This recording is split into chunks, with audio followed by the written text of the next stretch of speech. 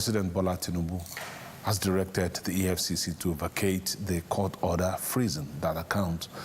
In a statement he personally issued on Thursday, Tinubu said he felt deeply embarrassed by the EFCC's exercise of its mandate backed by a court order, but by the timing of the agency's action.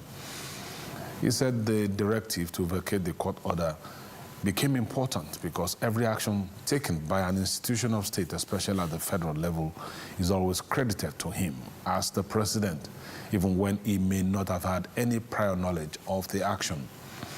The president noted that since assuming office as president in May 2023, he has consistently maintained that anti-corruption and law enforcement agencies must be allowed to discharge their statutory responsibilities independently, professionally, without fear of favor or political interference.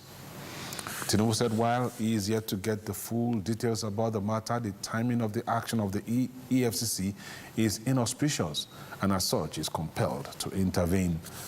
On Tuesday, Governor Ademola Adeleke of Osun State said the EFCC froze one of the state's accounts domiciled with a commercial bank. Adeleke said the EFCC placed the account, which is used for the payment of workers' salaries, on a post-no-debit status. The move generated debate among Nigerians, with opposition leaders describing it as targeted, especially with the Osun governorship election just days away. This latest development in the Osun State election countdown saga will engage our attention during our newspaper review that's coming at the top of the hour. Well, the rest of today's show focuses mainly on the environment, with our focus on oil spills in the Niger Delta and the havoc wreaked by recent flooding in Nigeria's coastal and riverine areas. The Uzeria community in Uzoko South local government of Delta State has the prestigious history of being the second place where oil was struck and first in commercial scale in Nigeria. It sits on two oil mining leases, 28 and 30, and has, in addition to crude oil, huge gas reserves. Recently, however, this has brought more pain than joy to the people. The community is currently facing a critical oil spill situation, leaking crude oil and natural gas uncontrollably since late June 2026. The disaster has triggered widespread environmental alarms, severe health risks, and community evacuations. It all began when a blowout occurred on June 26, 2026 at Well 14 within Oil Mining Lease 30, operated by Heritage Energy Operational Services Limited.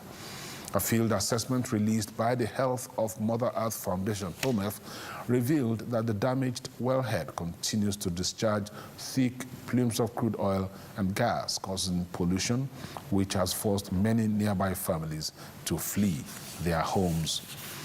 Experts blame the failure on obsolete, poorly maintained inherited equipment. Environmental advocates have urged the federal government to declare an environmental emergency in the affected areas.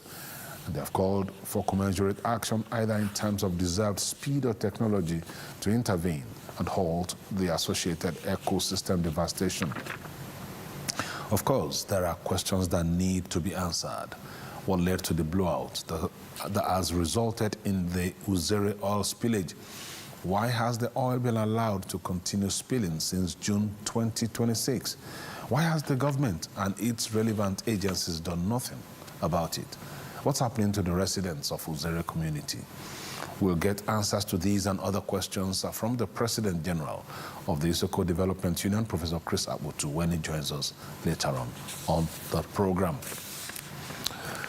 Well, Nigeria is currently facing severe, widespread flooding driven by torrential seasonal rainfall, with the Nigeria Hydrological Services Agency, NISA, issuing critical emergency alerts and immediate evacuation recommendations for highly impacted regions. The ongoing crisis has caused significant damage to infrastructure, cut off major interstate travel routes, and led to localized fatalities and mass displacements across multiple geopolitical zones, especially in coastal and riverine areas. Rivers, Akwa Ibom, Cross River, Ondo, and Lagos are among the hardest hit states. The flooding in Lagos probably best underscores the enormity of the nation's inadequate response measures to natural disasters, where the country has again been met at the same spot of unpreparedness with dire consequences for vulnerable people. Severe flash floods submerged multiple communities across Lagos following intense peak rainy season downpours in late June and throughout July of 2026. The catastrophic deluge has overwhelmed critical transit routes, submerged multi-million naira residential estates, forced businesses to shut down, and left thousands of commuters stranded. The disaster is heavily driven by a 1-meter rise in the Lagos Lagoon's water level, which has completely blocked inland stop water from discharging naturally into the Atlantic. But rains and flooding are not new occurrences, and the meteorological services have and are still issuing flood alerts. But like in previous years, the disasters continue to wreak havoc. It appears to be a case of doing the same old things and expecting different results. So why is this the case? Are governments at all levels helpless in this matter? What about the response and disaster management agencies? Why does it seem that they appear comfortable with reactive as opposed to proactive flood control measures? These are questions we'll be putting to retired Air Vice Marshal Akugbe Yamu, who is the president of the Association of Environmental Protection and Climate Change Practitioners, when he joins us later on the program. But don't forget that you are an important part of this program, so you can be part of it by sending your views and comments to all our social media handles on Facebook, X, Instagram, and on YouTube. You'll find us at Africa Independent TV. That's where you'll find us. I say again, at Africa Independent TV. That will help you stay up to date with the latest news from around the globe. So for now, let's join our news desk for the Kakaaki World News right after this break.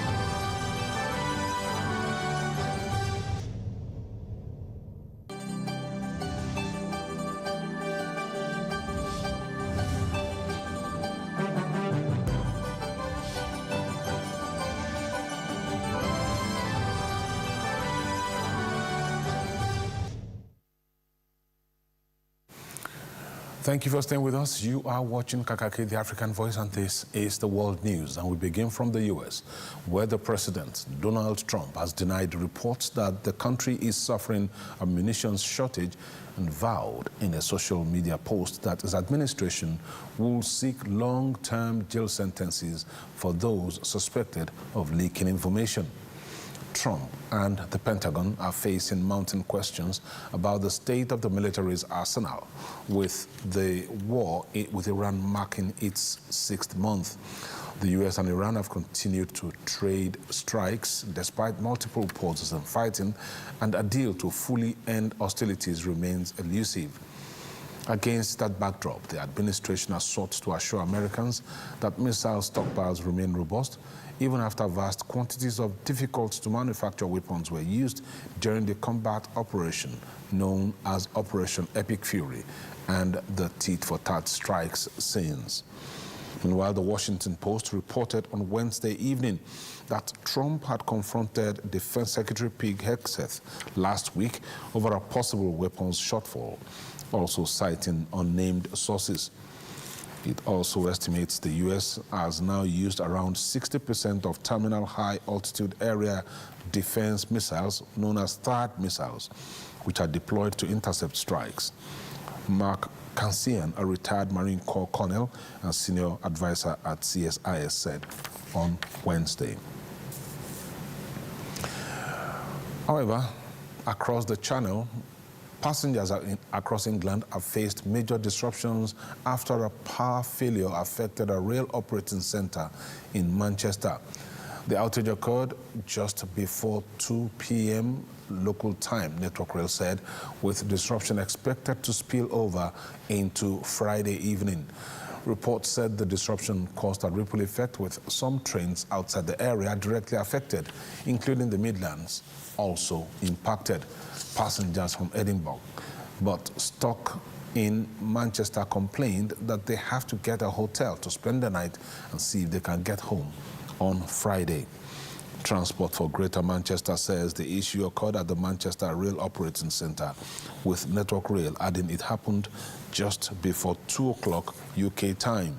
Passengers trying to get home have been warned to expect delays and cancellations, with National Rail saying services could be affected until the end of Thursday. The state media said that the centre houses all the controls to safely operate the railway, including signalling. National Rail had initially said the Midlands were also affected.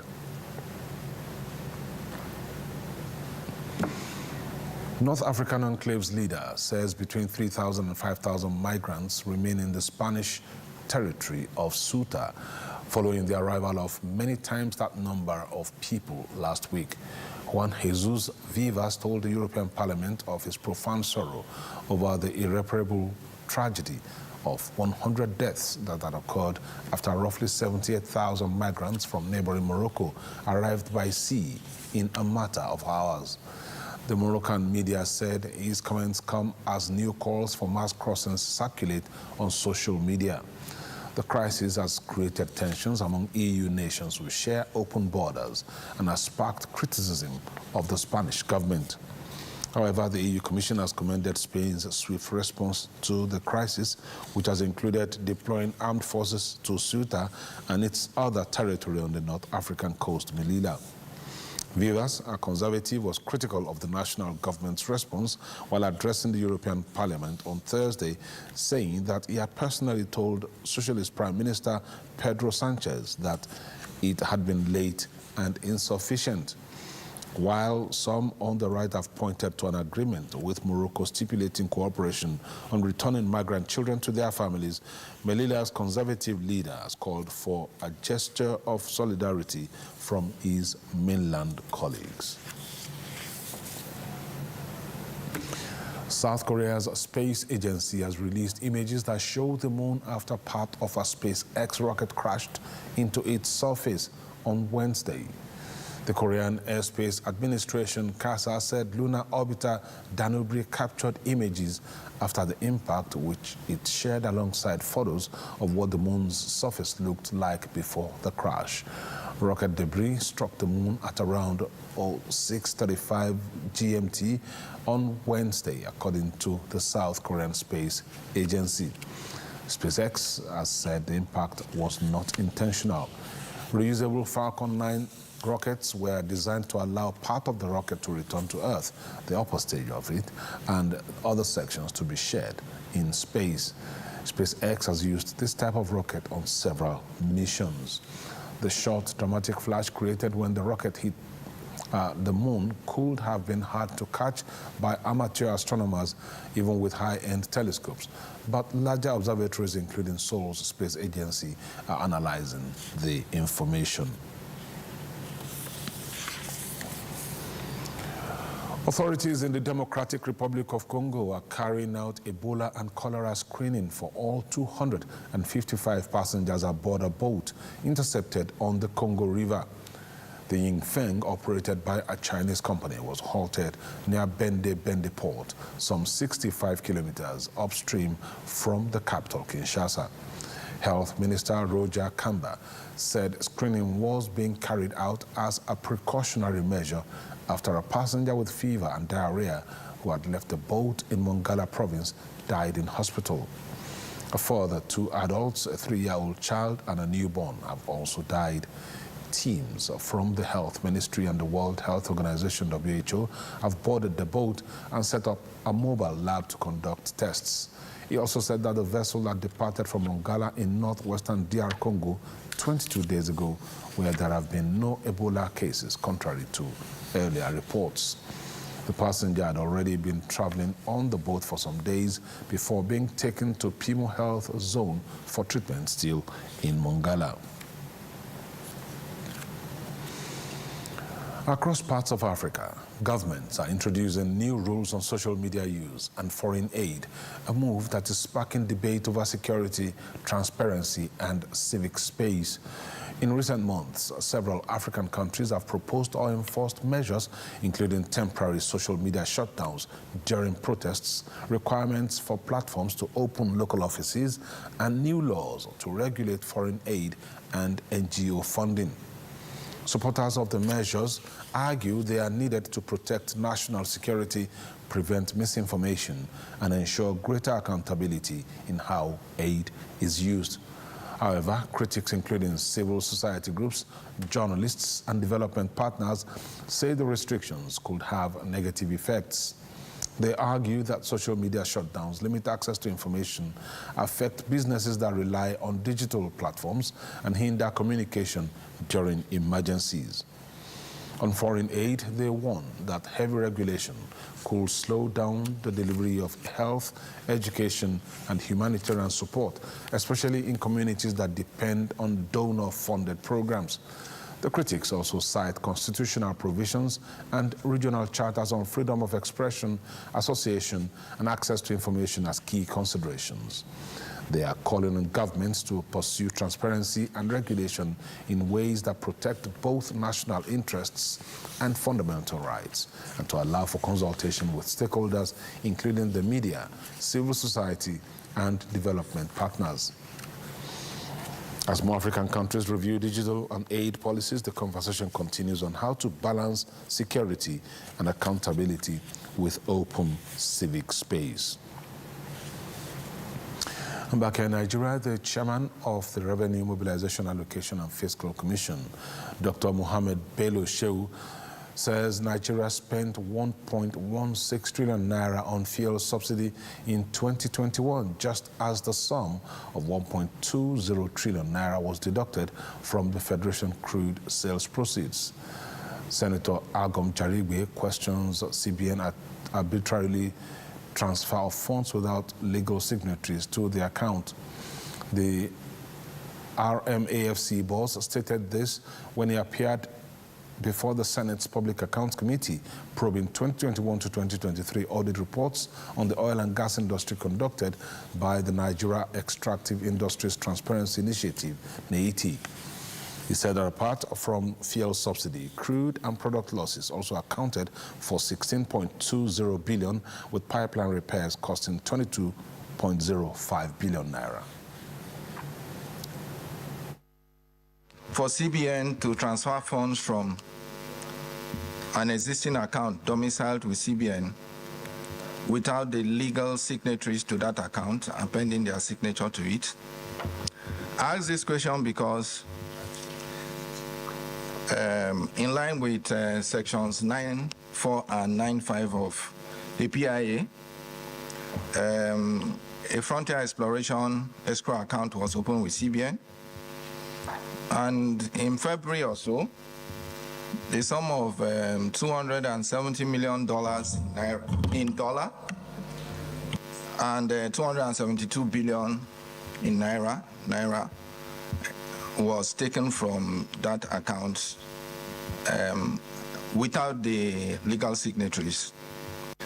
And we know that the Executive Order 9 took effect from the 13th of February. So this fund was paid into the account because before the 13th of February. So no law is retroactive.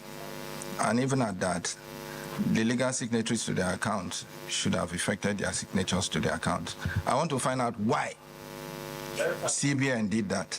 Generally, we do not transfer funds without authority. We transfer based on a valid mandate or a court order or any legal backing. Yeah, that's the general, but we will respond to that issue by next week officially. Well, Accountant General of the Federation, any letter, any response? So, like these other ones, we have given them up to Tuesday to appear before this committee, or else we will invoke the powers of the Senate or the National Assembly to bring them to the hearing. Senate committee frowned at the failure of the Auditor General of the Federation to appear without any valid reason or representative threatening that he risks forced appearance through the invocation of the powers of the National Assembly. President Bola Tinubu has directed the Economic and Financial Crimes Commission, EFCC, to immediately vacate a court order freezing the accounts of the Osun State government. The directive comes less than 24 hours after the Osun government accused the anti-graft agency of attempting to undermine the state's governorship election through the court action. AIT's State House correspondent Yemi Adebayo reports. The controversy began on Wednesday when the Osun State government raised the alarm over the Economic and Financial Crimes Commission's decision to secure a court order freezing its bank accounts. Governor Ademola Adeleke's administration described the move as politically motivated, warning that it could disrupt government activities and create unnecessary tension ahead of the August 15 governorship election. Less than 24 hours later, President Bola Tinubu intervened. In a personally signed statement, the president said he was embarrassed not by the EFCC decision to exercise his statutory powers, but by the timing of the action, stressing that every decision taken by a federal institution is often attributed to the presidency. President Tinubu maintained that since assuming office, he has deliberately refrained from interfering in the operations of anti-corruption agencies, insisting that institutions must be allowed to discharge their constitutional responsibilities independently, professionally, and without political interference. However, the president said with the Osun governorship election only days away, no action by any federal agency should create the impression that the federal government is attempting to influence the electoral process. Although he said he was yet to be fully briefed on the circumstances that informed the EFCC's application before the courts, the president said the overriding public interest demanded immediate action to preserve confidence in the country's democratic institutions. He subsequently directed the anti-graft agency to return to court without delay. The presidency says the directive is intended to safeguard the integrity, credibility, and fairness of the democratic process, while reaffirming the administration's commitment to the independence of anti-corruption agencies and the rule of law. Yemi Adebayo, AIT News, Abuja. In the meantime, the governor of Osun State, Ademola Adeleke, has instituted a 2 billion naira suit against the Economic and Financial Crimes Commission, EFCC, challenging the freezing of the state's federal statutory allocation account. In the action filed before a federal high court, the Osun State government contends that the anti-graft agency acted outside its statutory powers by placing a restriction on the state's account without first obtaining the necessary judicial authorization. The suit asks the court to determine whether the EFCC has the constitutional and legal authority under the provisions of the 1999 Constitution and the EFCC Establishment Act to impose a post-no-debit restriction or otherwise interfere with funds belonging to a state government without due process. The plaintiffs argue that the Commission's actions violated constitutional safeguards relating to fair hearing, property rights, and the statutory framework governing the disbursement of federal allocations. The state is therefore seeking declarations that the freezing of the account was unconstitutional, unlawful, null and void, and beyond the powers conferred on the EFCC by law. No date has yet been fixed for hearing of the matter. The chairman of the Independent Corrupt Practices and Other Related Offences Commission, ICPC, Musa Adamu, SAN, submitted the Commission's interim report on the investigation into the alleged fake Presidential Foreign Investment Promotion Council, PFIPC, to President Bola Tinubu at the presidential villa on Thursday. The ICPC chairman later briefed the State House correspondents, disclosing the Commission's findings and recommendations, including the prosecution of Adeyemi Matthew, who allegedly operated the fake agency. The 2026 breastfeeding awareness campaign to some markets in the Federal Capital Territory organized. It was a 30-day assignment handed down by President Bola Tinubu to the Independent Corrupt Practices and Other Related Offences Commission, ICPC, following concerns over the activities of the Presidential Foreign Investment Promotion Council, PFIPC. The President directed the Anti-Graft Agency to investigate the operations of the body and submit its findings. So this is the interim report. 30 days later, ICPC Chairman Musa Adamu, SAN, was at the presidential villa to present the interim report to President Tinubu. As you may recall, on the 7th... While briefing State House correspondents after the presentation, the ICPC Chairman said investigations established that the PFIPC was never created by any law, executive order, or valid government instruments. We have discovered, and it has been established, that Adeyemi Matthew was never appointed by the federal government or any authority of government. And the appointment letter presented by Adeyemi Matthew was completely forged alongside similar documents used to perpetuate the illegal activities of the fake agency. ICPC revealed that investigations uncovered 2 additional fictitious agencies. 2 other fake government agencies, namely FCT, Investment Promotion Agency, with acronym FIFA, and Foreign Investment Promotion Agency and Public-Private Partnership, PIPA-PPP.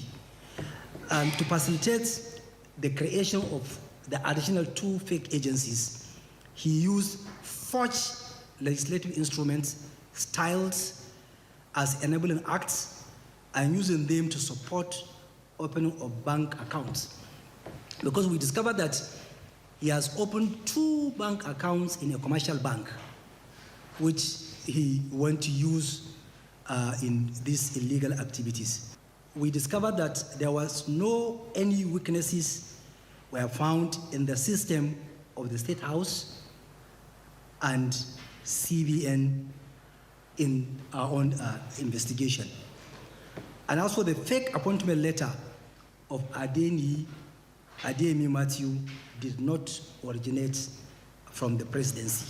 However, he noted that gaps were identified in verification processes, interagency oversight, and government procedures, which were allegedly exploited due to negligence by some public officers. Some of the recommendations which we have submitted to Mr. President, one is that Mr. Adeyemi should be prosecuted. 2, administrative sanctions be imposed on public officers whose acts of omission and negligence facilitated the illegal operation of PFIPC/PEAC. With the submission of this interim report, ICPC has established that the agency at the center of the controversy was not created through any recognized government process, while documents used to project its legitimacy were allegedly forged. As the criminal investigation continues, the focus now shifts to uncovering other individuals who may have played a role in the operation of the fake agency. Yemi Adebayo, AIT News, Abuja.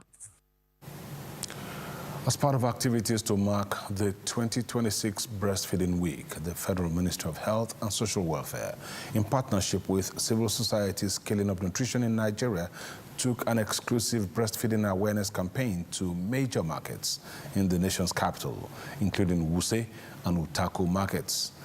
The director and head of nutrition at the Federal Ministry of Health, Olufumilola Adegbite, encouraged mothers to imbibe the culture of exclusive breastfeeding with no water, no extra fluid in the first 6 months of life, and continued breastfeeding alongside complementary food till the age of 2.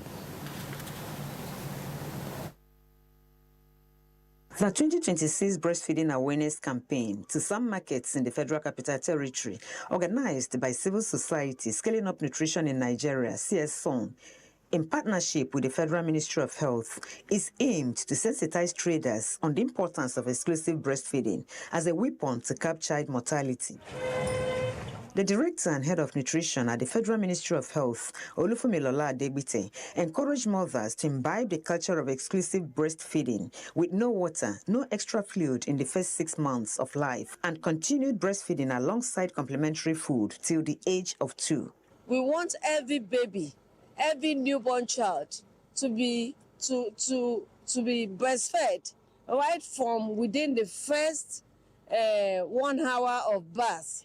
Adegbite also emphasized that exclusive breastfeeding enhances maternal health and also strengthens Nigeria's human capital and economic productivity. For a child to be well breastfed, the mother must dedicate minimum of 20 minutes to breastfeed the child so that the child will be breastfed and satisfied.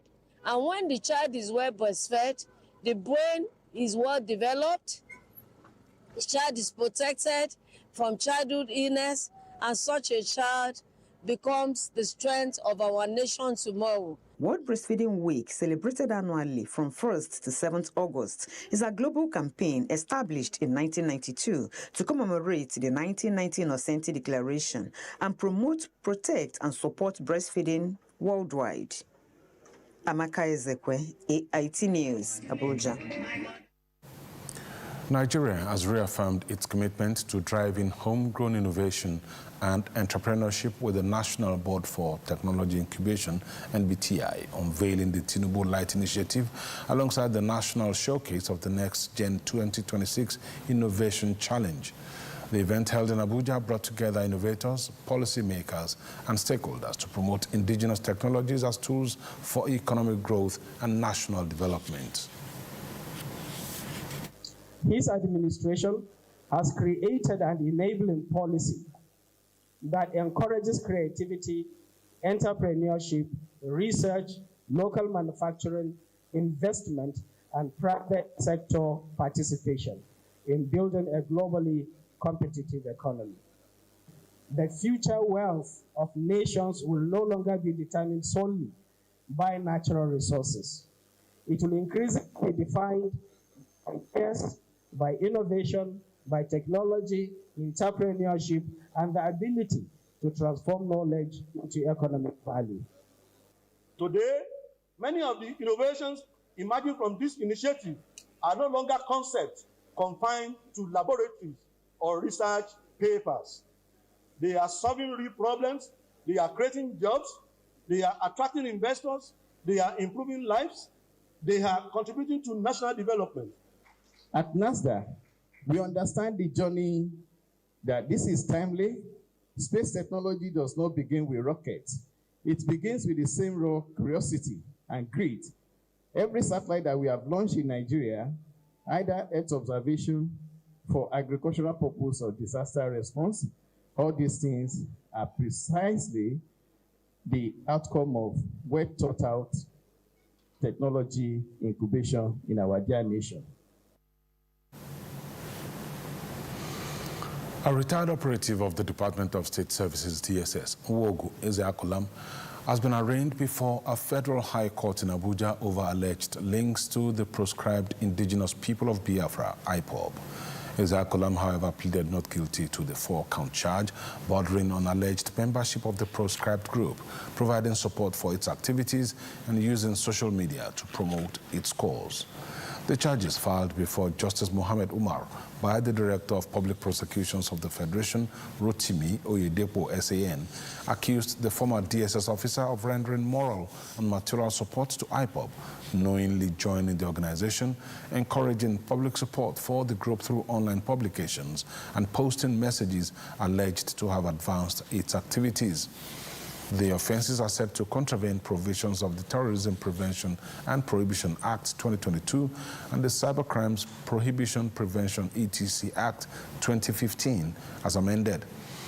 Justice Umar then fixed 29th October for the commencement of trial and ordered that Ezeakulam be remanded in Kuje Correctional Center pending the determination of his bail application. The trial judge noted that the bail application could be filed at any time. The coastal axis of Ondo State is set for trade, tourism, and economic stimulation once the multi-trillion naira Lagos-Calabar Highway reaches an advanced stage of completion. Minister of Works Dave Umahi said this while inspecting the axis of the project in Ilaje local government area. The Minister of Works, Dave Umahi, alongside officials of the Federal Ministry of Works and other stakeholders, visited the 63-kilometer Ondo State section of the Lagos-Calabar Coastal Highway to assess the progress of work and ensure timely delivery of the project. Addressing journalists during the inspection, Umahi reaffirms the federal government's commitment to completing the highway despite criticisms and opposition from some quarters. The minister dismissed claims that the highway's alignment was altered to favor owners of private estates, stressing that every adjustment was based solely on engineering and technical considerations. Irrespective of what few people are ranting, because the president has shut down the old ways of stealing money. I get very angry when people just sit in the office and say, what is the cost per kilometer? You have to come here and see what the cost per kilometer looks like. We are doing only 2 new roads, the Lagos-Calabar Coastal Highway and the Sokoto-Badagry, super highway. And these projects are not just road projects, they are investments. Some of the community leaders and stakeholders expressed confidence that the project, when completed, will enhance regional trade, boost tourism, improve transportation, and stimulate economic activities across Nigeria's coastal corridor. You have been doing the job, and we're so happy. So anyhow you do the job, so we for you to succeed. We have been cooperating with the officers and the men of the company. That is July 31st, 2028, we are planned to finish it all, Section 4A and B, by December 2027. So 6 months before this is planned, and we are proceeding. Olushola Adeshoyin, AIT News, Ilaje. As part of preparations for the proposed establishment of state police, the Nigeria Police Force is educating its officers on their reform and their role in its implementation. Speaking at a one-day workshop on state police organized by the Nigeria Police Institute in Abuja, Inspector General of Police Olatunji Disu said discussions on the proposal are gathering momentum, making it important for members of the force to be well informed and actively engaged. So the most important thing is to listen very well, ask questions, how this thing is going to work, so that we'll be able to go back and talk to our officers and educate them. And I'll go back to when we were about to start. Argument arose that decisions have been taken and we should just sit down and be complacent and not do anything about it. I'm happy we quickly agreed to set up a committee. The governors have already set up their committee. They have already almost concluded. In fact, they have concluded. We started late. We caught up with them. And I'm happy to say our work is what they are deliberating on today. I think it took us 17 days only to come up with a framework that has become the genesis of what everybody is working on today. And we still need to put some finishing touches to it. Retired Inspectors General of Police have visited me, and they have shown their concern, and we have deliberated, and they have put in their contributions into this as well. And you have the opportunity to help us to look at it.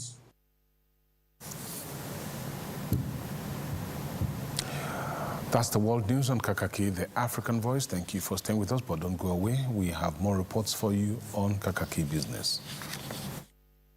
Welcome to Kakaaki Business. I am Landry Balola. retail sales across the euro area unexpectedly declined in June, raising fresh concerns about consumer spending and the pace of the region's economic recovery. Official figures shows retail sales fell by 0.3% month-on-month, reversing most of May's gain and missing market expectations for a slight increase. Spending dropped on food, drinks, tobacco, and other non-food products, although sales of auto fuel rebounded. Europe's largest economies, including Germany and France, recorded declines in retail activity, while Italy, Spain, and the Netherlands posted modest increase. On an annual basis, retail sales rose by just 0.7%, the slowest pace in nearly 2 years. Analysts say the weaker consumer demand could weigh on economic growth in euro area as households continue to grapple with inflation and higher borrowing costs. In U.S., employers in the United States announced the fewest job cuts in 2 years in July, signaling continued resilience in the labor market. According to the latest report, companies announced just over 33,000 jobs cut during the month, down 27% from June and nearly half of the number recorded in the year earlier. Despite the improvement, artificial intelligence remained the leading reason for workforce reduction for the fifth consecutive month. The technology sector accounted for the highest number of layoffs, followed by finance, government, and services. Employer also announced plans to hire more than 16,000 workers, marking the strongest July hiring plans since 2022 and reinforcing confidence in the strength of the U.S. labor market. Italy's industrial production contracted again in June, reflecting weaker manufacturing activity and slowing industrial momentum. Industrial output declined by 1% during the month, marking a second consecutive monthly fall and performing below market expectations. Production dropped across capital goods, intermediate goods, and consumer goods, while growth in energy production slowed significantly. On a yearly basis, industrial output also slipped by 0.6%. The biggest decline were recorded in textiles, clothing, leather, manufacturing, and machinery production. Economists say the figure highlights continued challenges facing Italy's industrial sector. The National Bank of Moldova has raised its benchmark interest rate to its highest level in more than 3 years as it seeks to contain inflation. The central bank increased its policy rate by 500 basis points to 7.5%, citing geopolitical tensions and uncertainty surrounding global trade tariff. Although inflation eased slightly in June, it remains close to the upper limits of the bank's target range, driven largely by higher fuel and transport costs linked to Middle East conflict. The bank expects inflation to remain elevated before easing in early 2027, while projecting stronger economic activities supported by industrial output and resilient domestic demand.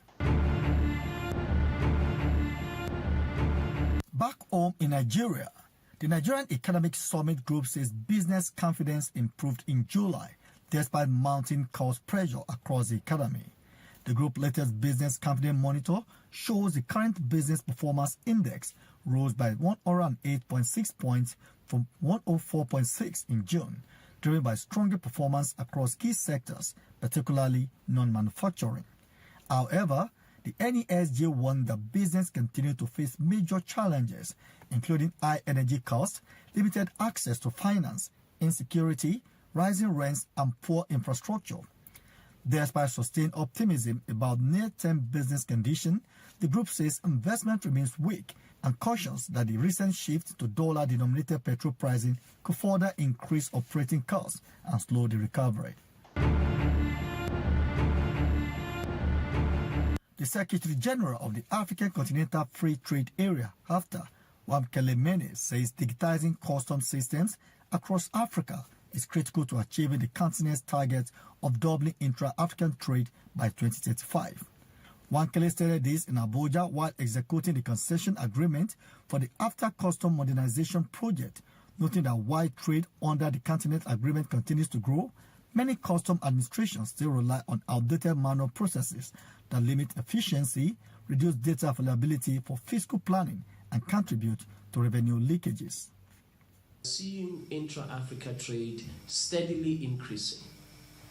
The challenge that we observed, and I use this word challenge advisedly, it's not a barrier, it's a challenge. The customs systems across the continent, the customs system is not able to catch up with our ambition. Still many countries on our continent that experience leakage of revenue, manualized customs systems, the lack of ability to capture data to inform fiscal policy decision-making, the lack of ability to have digital tracking. The numbers that our friend is talking about, you can see corruption has been cut. By deploying technology, bringing the non-intrusive system, digitalizing the trade network in Nigeria, and taking out a lot of human intervention. It's not by cutting down the customs, but making the system more efficient, where people can submit all their documentations and the machines will do their work and assess and give a duty. The AFCTA Secretary General stresses that modern digital custom infrastructure is the engine needed to drive the free trade agreement, improve evidence-based fiscal policy, enhance trade facilitation, and unlock the full benefit of Africa's single market.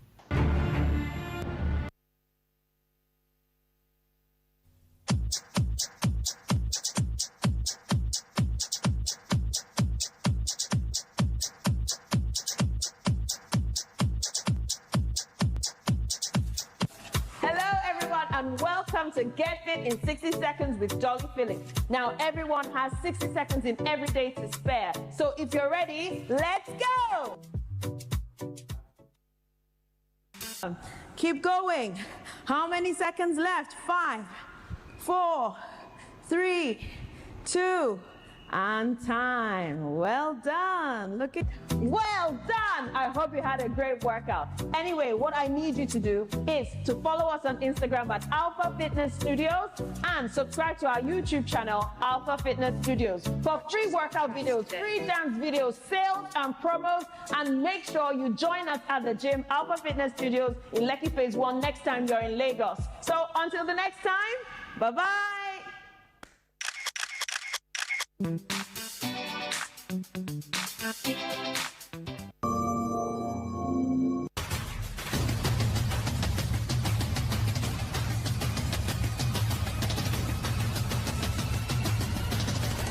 Hello, great people of Nigeria. Welcome to the Leadership Clinic. Today, I'll be speaking on hope beneath the surface.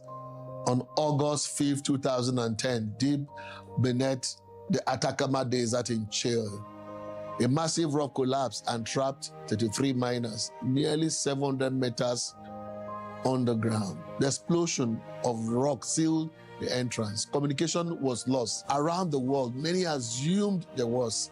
As the days passed, hope began to fade. Families waited outside the mine, uncertain whether their loved ones were still alive. Then, after 17 agonizing days, a drill reached the underground shelter. Attached to it was a handwritten note. It simply read, "We are well in the shelter, the 33. Those words reignited hope, not only for the families, but for an entire nation. What follows was one of the most remarkable rescue operations in modern history. Engineers, miners, doctors, military personnel, and experts from all around the world worked together with one goal: bring every miner home alive. After 69 days on the ground, all 33 miners were rescued. The world celebrated the rescue. But behind that success was an important lesson about leadership. In every organization, every family, in every nation, there are moments when people feel trapped by circumstances. The future seems uncertain. Solutions appear impossible. It is during those moments that leaders are called to do one thing above all else: keep hope alive. And that is why leaders are dealers in hope. Hope is not wishful thinking. Hope is not confidence. That is still a way forward, even when the path has not yet become visible. So how do you lead when others are losing hope? First, refuse to surrender to despair. Great leaders acknowledge reality, but they never allow difficulty to define the future for them. Second, communicate hope with honesty. False promises destroy trust, but truthful encouragement gives people the strength to keep going. Third, bring people together. The Chilean rescue mission succeeded because several different skills, different professions, and different perspectives were united around one mission. Great challenges require united effort. And finally, remember that leadership is often measured by what you do in the waiting. There are seasons when progress is slow and answers don't come quickly. Those are the moments when patience, resilience, and faith become the leader's greatest strength. When leaders choose hope over despair, courage over fear, and unity over division, they give people something no crisis can ever take away from them: the confidence to keep moving, even in challenging moments. Great people of Nigeria, you must remember, if a man doesn't have a purpose to waking up, sleeping becomes interesting. Hello there. My name is Etienne Akwanso, your preferred etiquette coach. Personal hygiene. I'm sure we're all familiar with that phrase.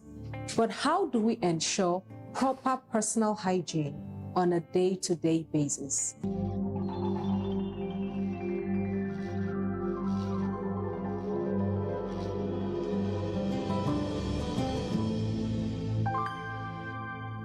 Personal hygiene involves the cleanliness of one's body and personal space. And this is not only important for one's health, but also for one's self-respect and the comfort of others. You definitely don't want to be that person who, whenever you walk into a place or walk by people, they begin to wonder what is smelling because of the odor that is oozing out of your body. Here are some personal hygiene tips to be reminded of. Take your bath at least twice a day, or even more if necessary. I recommend in the morning before you leave your house and at night before you retire to bed. And endeavor to always do that with the use of a good bathing soap. Brush your mouth. It is very important to brush your mouth. And when I say brush your mouth, you don't only brush your teeth, but you also brush your tongue and make use of a floss to properly clean in between your teeth. Brush your mouth at least twice a day, in the morning before you leave your house and also at night before you retire to bed. Wash your hair at least once a week with the use of a shampoo. For ladies who painstakingly braid their hair, I know it might be unpracticable to wash your hair weekly, but endeavor to do it at least once in 2 weeks. Using a deodorant or an antiperspirant is an essential part of personal hygiene. Endeavor to use a good one before you leave the house. Make sure you always wear clean and fresh clothes, and this includes your undergarments. Whenever you wear a cloth, make sure that you wash them and sun dry them before you get to wear them again, and this includes your undergarments. The use of perfumes and colognes should only be on a clean body. Never try to cover up body odor by applying perfumes. Also remember to take care of your personal space, because you cannot be clean on the outside but live in a dirty environment. Wash your beddings as often as possible, air your shoes, and generally clean up your space. Remember the popular saying that cleanliness is next to godliness. Keep it classy always.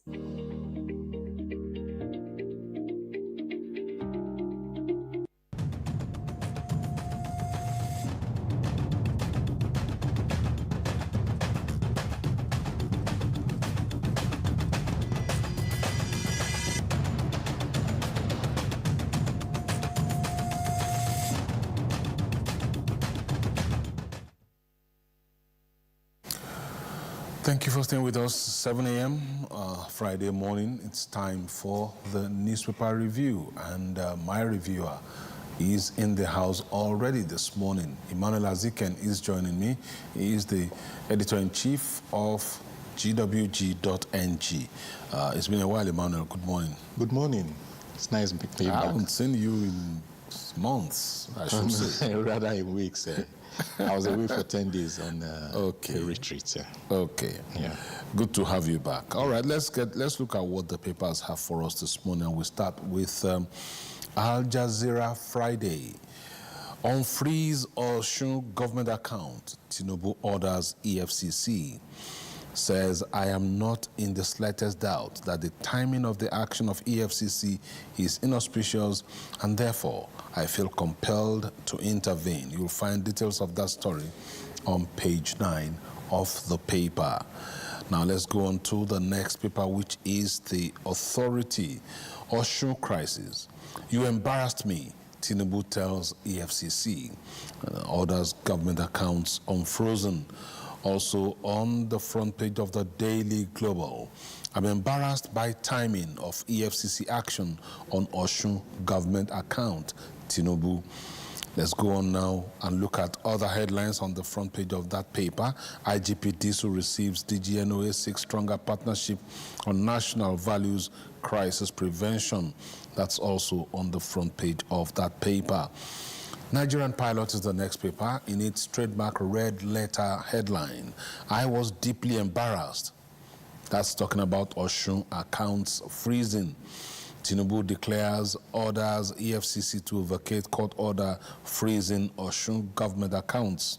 Says timing of commission's action was inauspicious with Osun Guba election only days away.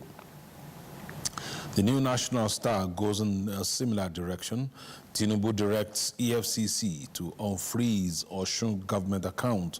Says timing of action embarrassing, actions taken by federal institutions attributed to him. Page 2 is where you'll find details of that paper, of that story in the paper. And at the bottom, just underneath, just below the picture story, you'll find the story. PFIPC probe. ICPC submits interim report, uncovers 2 more fake agencies. You'll find details of that on page 9 of the New National Star. On to the Daily Newscraft now.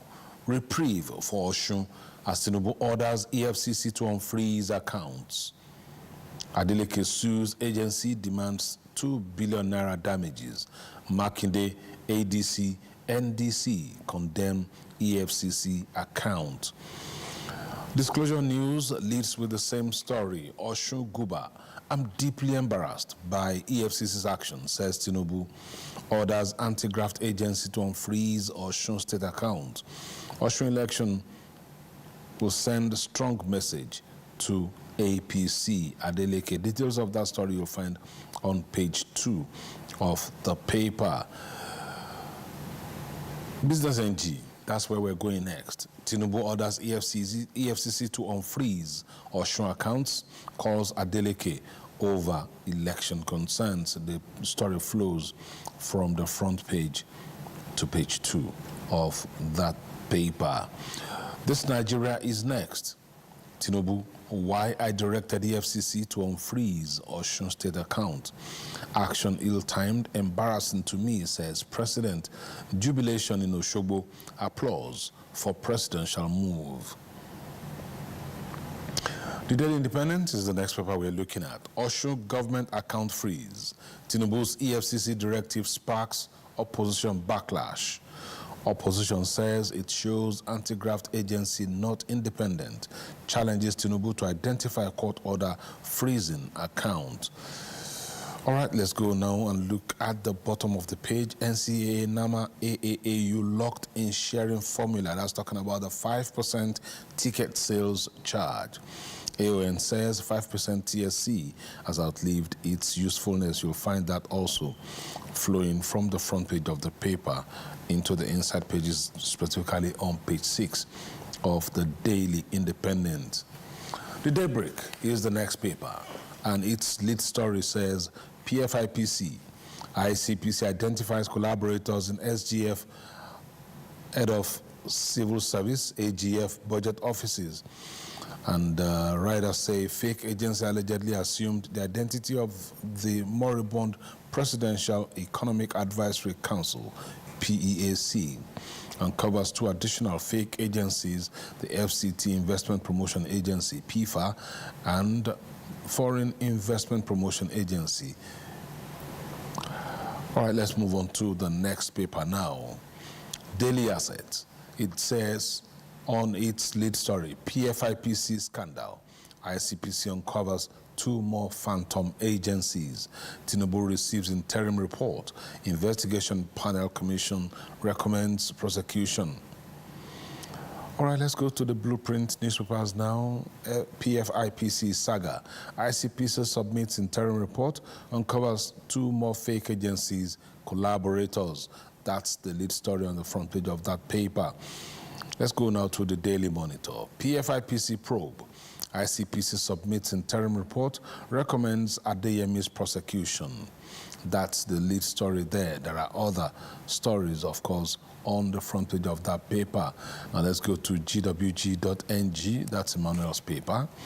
PFIPC, ICPC files interim report, seeks Adeyemi's prosecution. That story flows from the front page to page 6 of the paper. Now let's go to the Observer's Times. Southeast youths rethink military careers over new pay. And the writers tell us, demand level playing field, end to NDA nepotism. Experts urge targeted outreach to overcome historical war biases. And the Whistler is the next paper we're going to. Abia outshines 35 states in citizen satisfaction, ranked 3rd in governance. That's according to a report. And the writers to it, leads nation in security, healthcare affordability, business support ratings, free education, debt reduction, fiscal reforms drive Abia's rise. All right, let's move on now. That's, I think that should be the last paper that we have for review this morning. So let's go over, come to our reviewer this morning. All right, Emmanuel, I think the one that takes the cake this morning is the unfreezing of the Osun State account ordered by President Bola Tinubu yesterday. He said he was embarrassed, and that's what the papers have all reported this morning. Well, up to me, the president has apparently and undoubtedly reset his personality amongst the citizenry. His action yesterday demonstrated the fact that a number of things had been happening in the country outside his purview, without his knowledge, and he admitted as such. And the president said he was embarrassed. And it shows, and it flows to the extent that some people wanted to undermine constitutional order. Not just constitutional order, they wanted to exert political influence over the conduct of the elections in Osun. It is worthwhile to note that the president said that, yes, what happened, the EFCC I must confess, the EFCC was not out of order.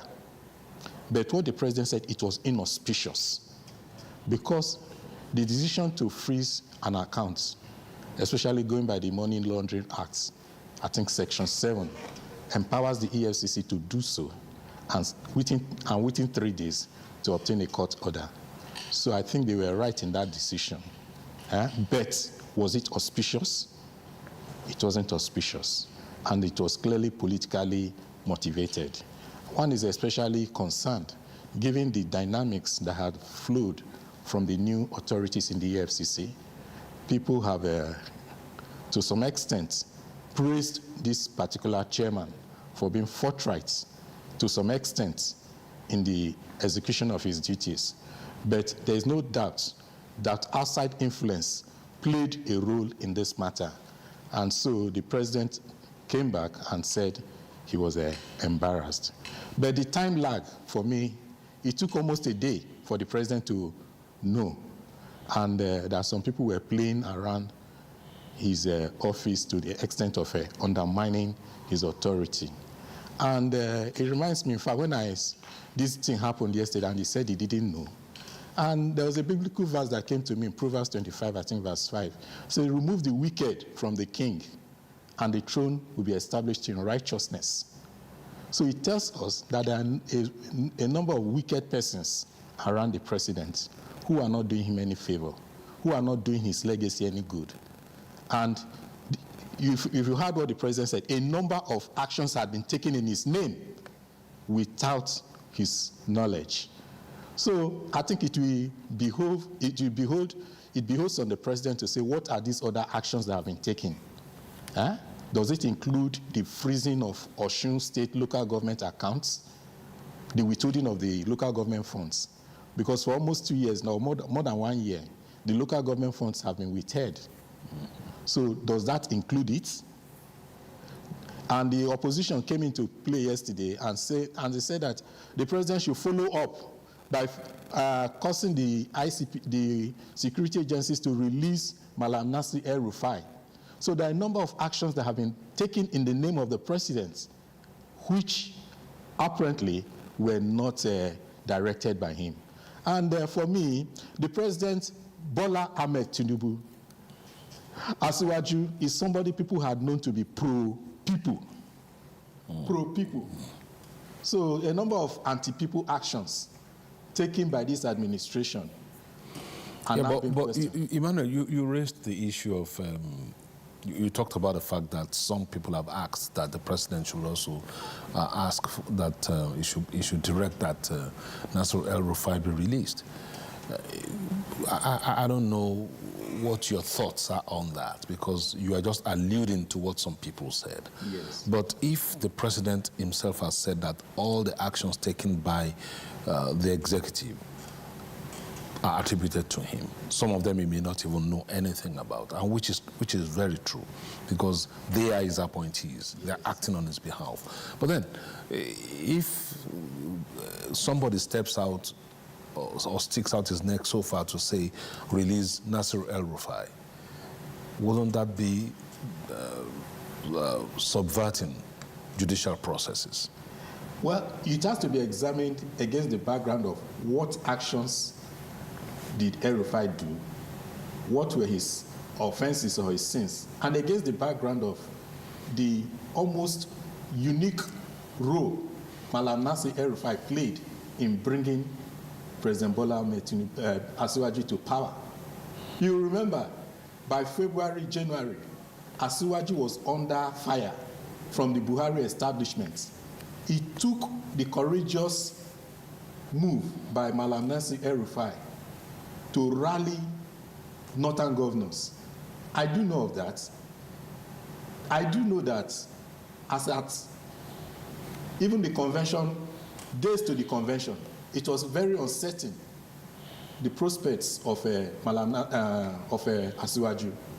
But El-Rufai's move in rallying his fellow Northerners to ensure that power shifted to the south, because for many people within the Buhari establishment, they were already pinned down to somebody from the northeast.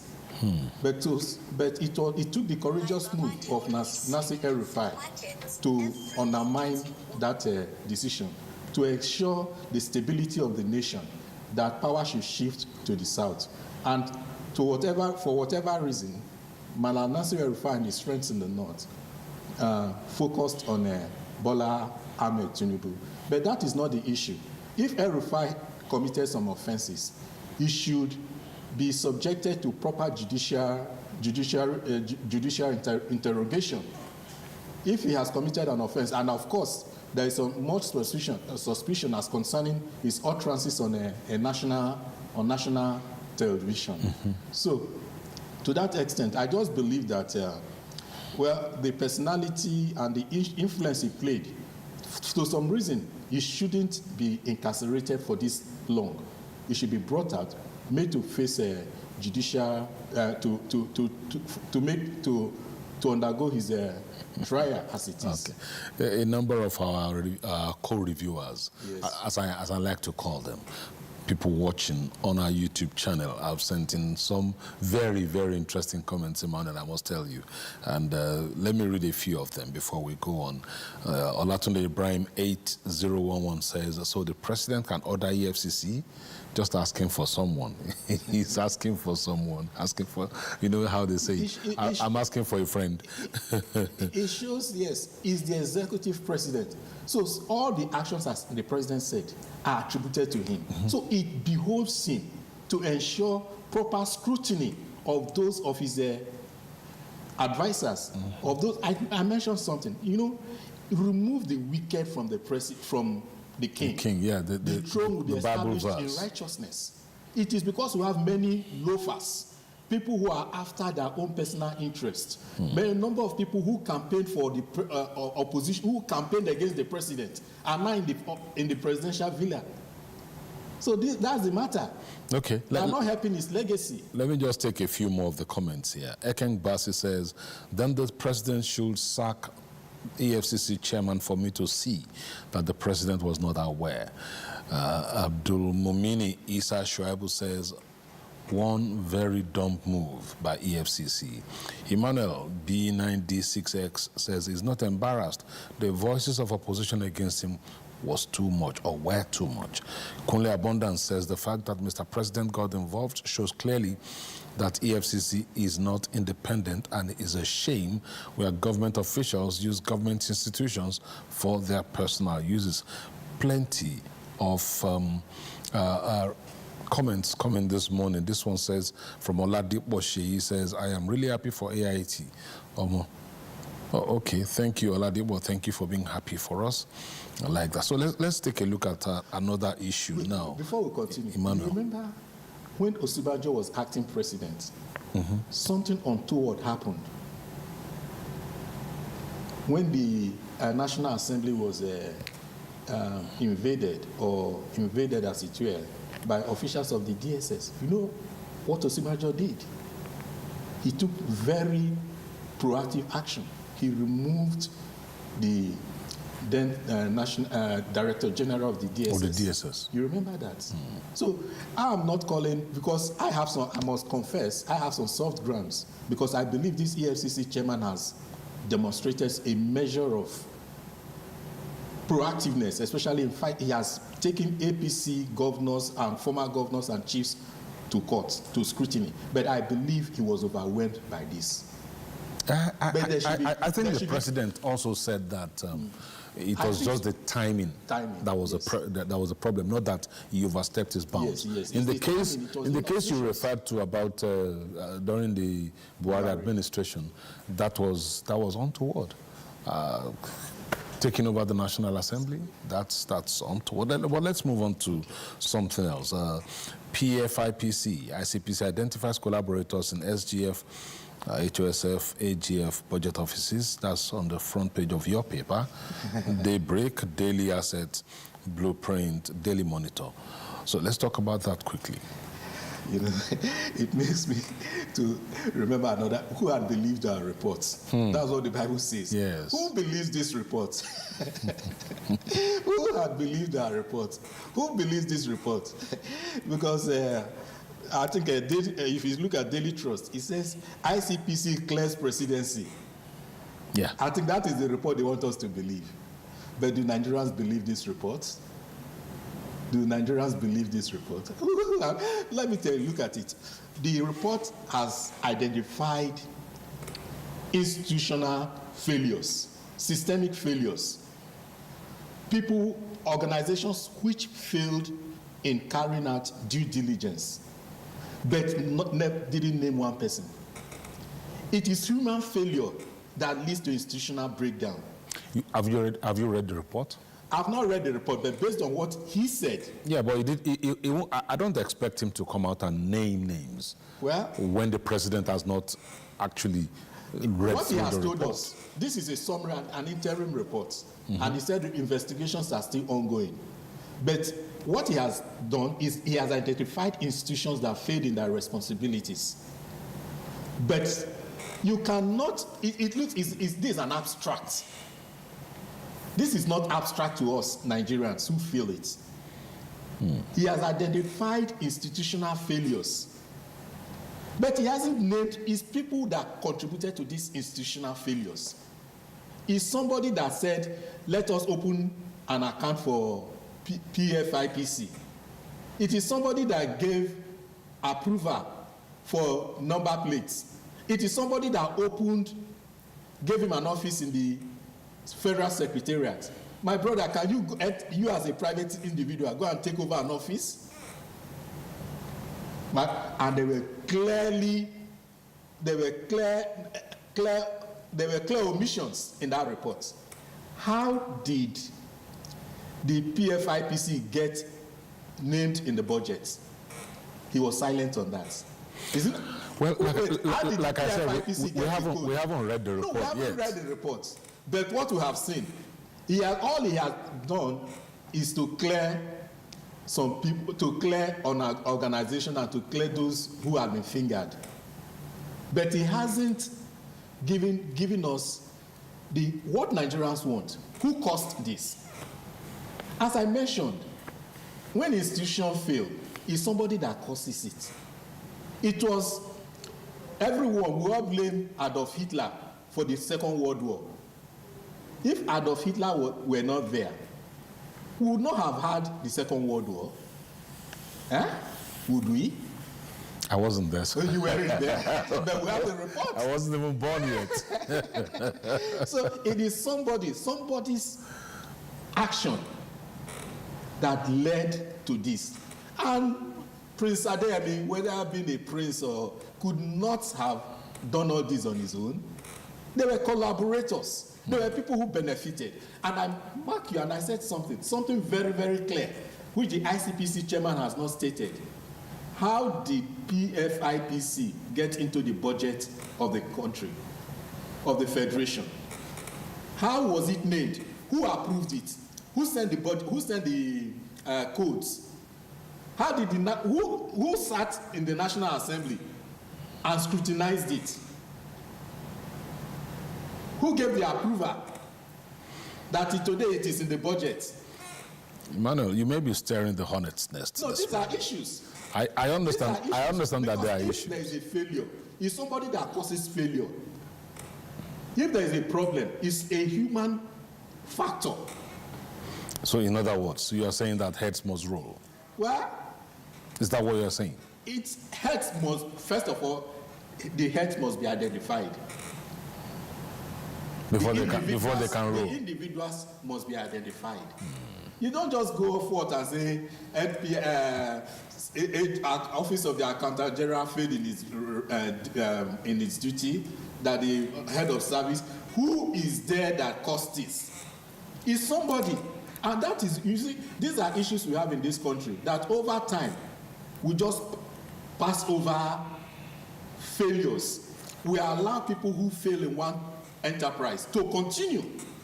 So if they have failed, if we fail to identify the culprits in this matter now, next time they will do another thing. Okay. They will be more diligent. My producer will not reward me for failing to move on to the next item. Okay. He's not going to reward that failure this morning. Let's go on to the next issue now.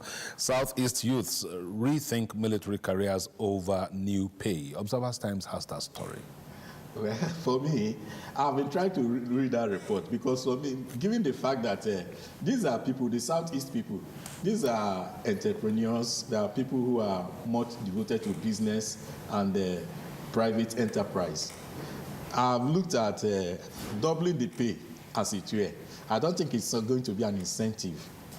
I doubt the basis of that story. That is going to be an incentive for an Igbo, for somebody who is looking towards making his millions, his ego, as the Igbo will call it, to come and start saying he wants it. And of course, we must also identify the fact that in this country, there are some perceived imbalances, that some perceived checks that do not allow the Ndigbo, as they are called, to advance. In the NDA and all that.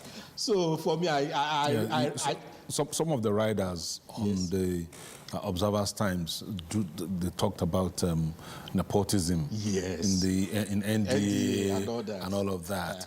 And of course, I'm wondering. And then the second rider talks about post-Civil War biases. And it is still there. It is still there. It is still there. The Yoruba and the Igbo, it's difficult for them to collaborate.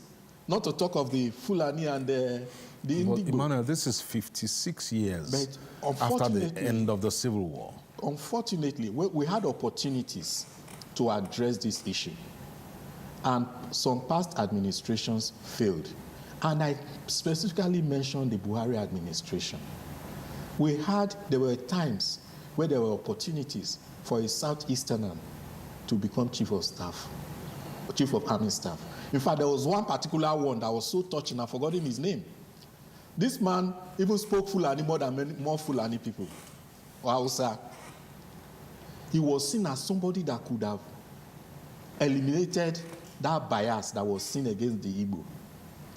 But they passed over him and went and appointed somebody else to be Chief of Army Staff, despite the claims of his capacity in fighting.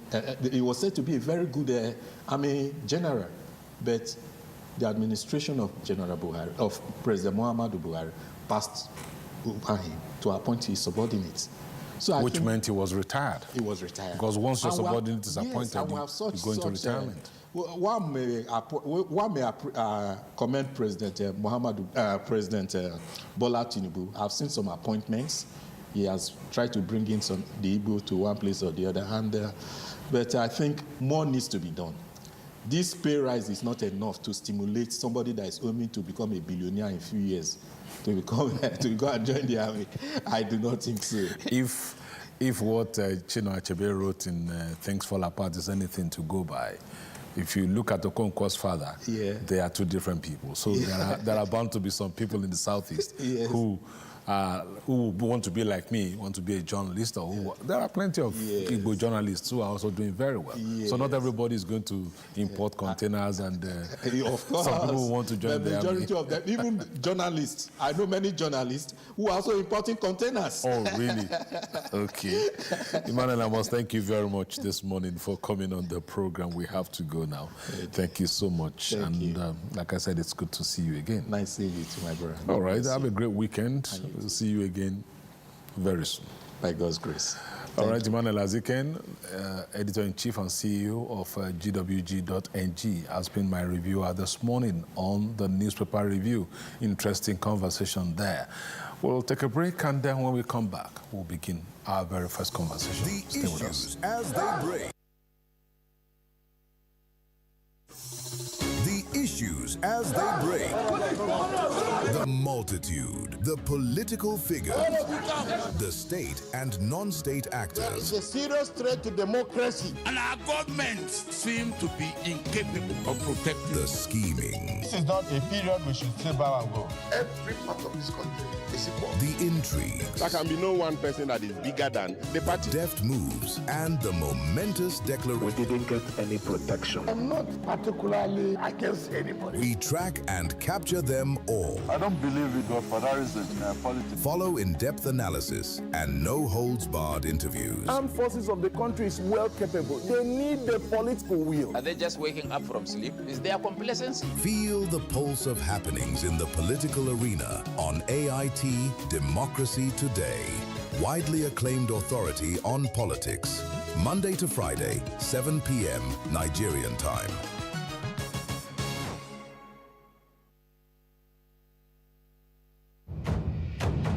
In the hallowed chambers where laws are forged and a nation's destiny is decided.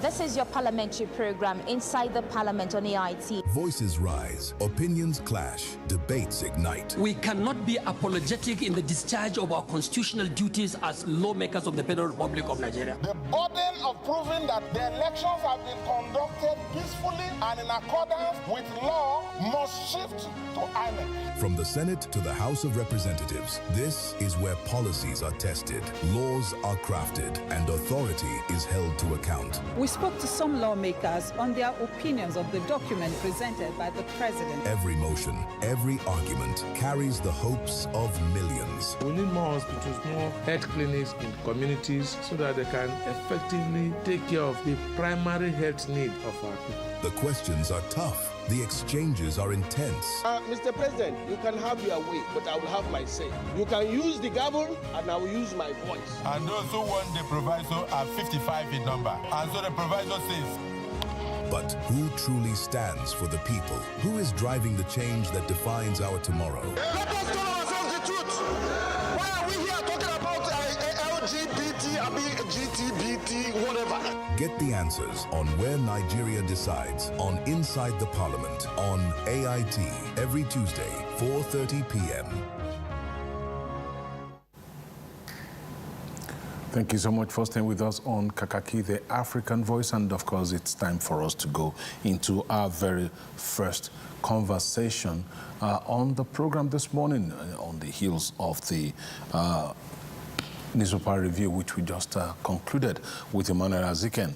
And we'll be talking about something that has been a hot topic in Nigeria for decades now: environmental degradation relating to crude oil spill, gas and oil spills on land where people reside.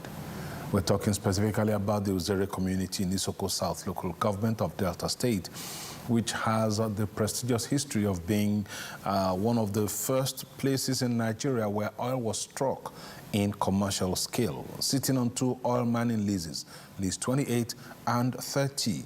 And of course, apart from crude oil, has plenty of gas reserves. Now, that community is currently facing a critical oil spill, one that is causing a lot of havoc in that area. So we'll be talking about that now. I'm joined by Professor Chris Akpotu, who is the President General of the Isoko Development Union. He's here this morning, live in the studio with me. Good morning, Professor. Good to have you. Good morning, Kunde. Thank you for having me. All right. We're told that the affected community, Uzere, is symbolic, strategic when you talk about oil producing in Nigeria. Yes. I used to think it was Oloibiri that took the cake. Oloibiri actually was the first place where oil was struck.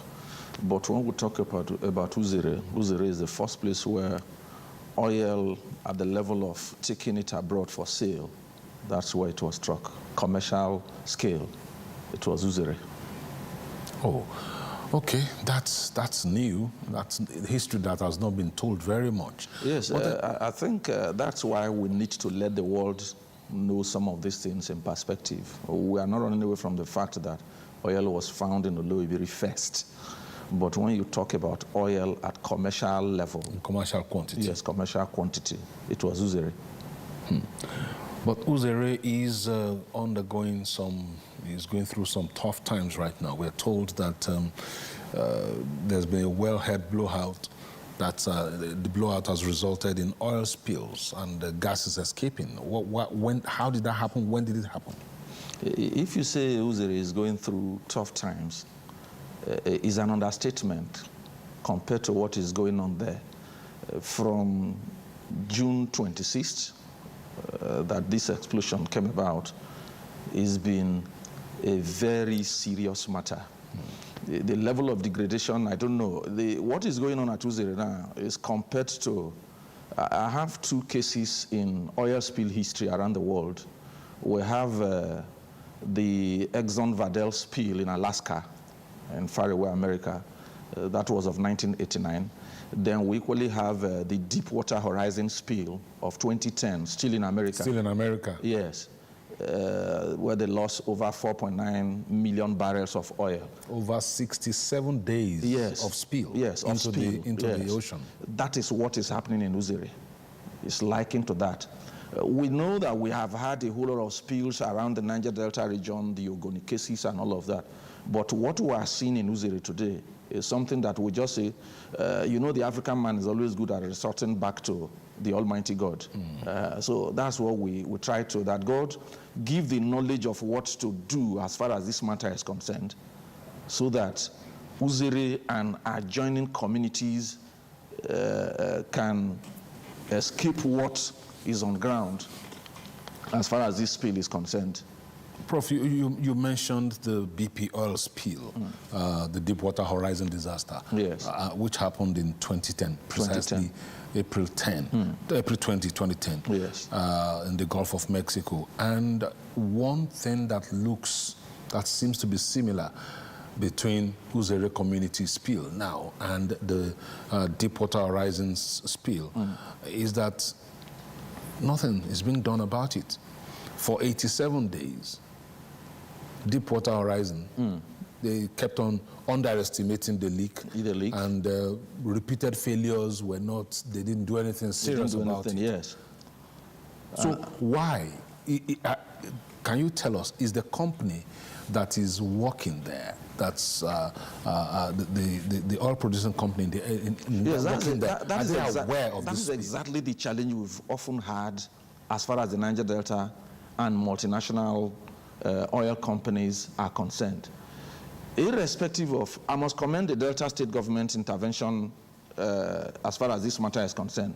They've tried as much as possible to drag in the MNC, the multinational company involved, Heritage Energy, even though we think that is an indigenous company, but with their international links. The Delta State government, through the Ministry of Environment, Ministry of Oil and Gas, has had meetings, including even the local government chairman.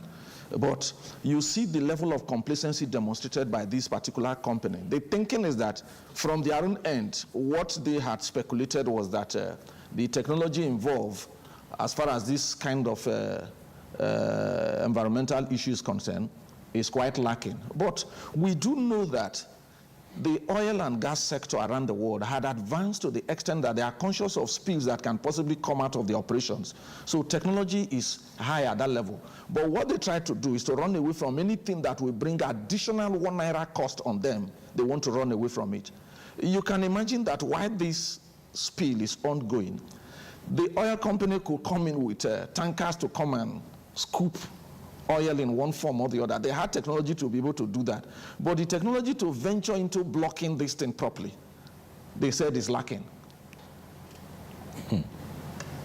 So that is the kind of predicament we have often suffered in the hands of these oil companies. Perhaps they so believe that they have some superpowers up there that will give them the necessary backing. But I equally know that the Deepwater Horizon spill in America, even that of Alaska, technology was, the attention of the requisite technology was brought in, and they did the cleaning. But do you know one thing that has equally bothered me? Even if they come in today with global scale technology to do that cleaning, I am very much worried about post-cleaning impact on the people. You see the Ogoni case.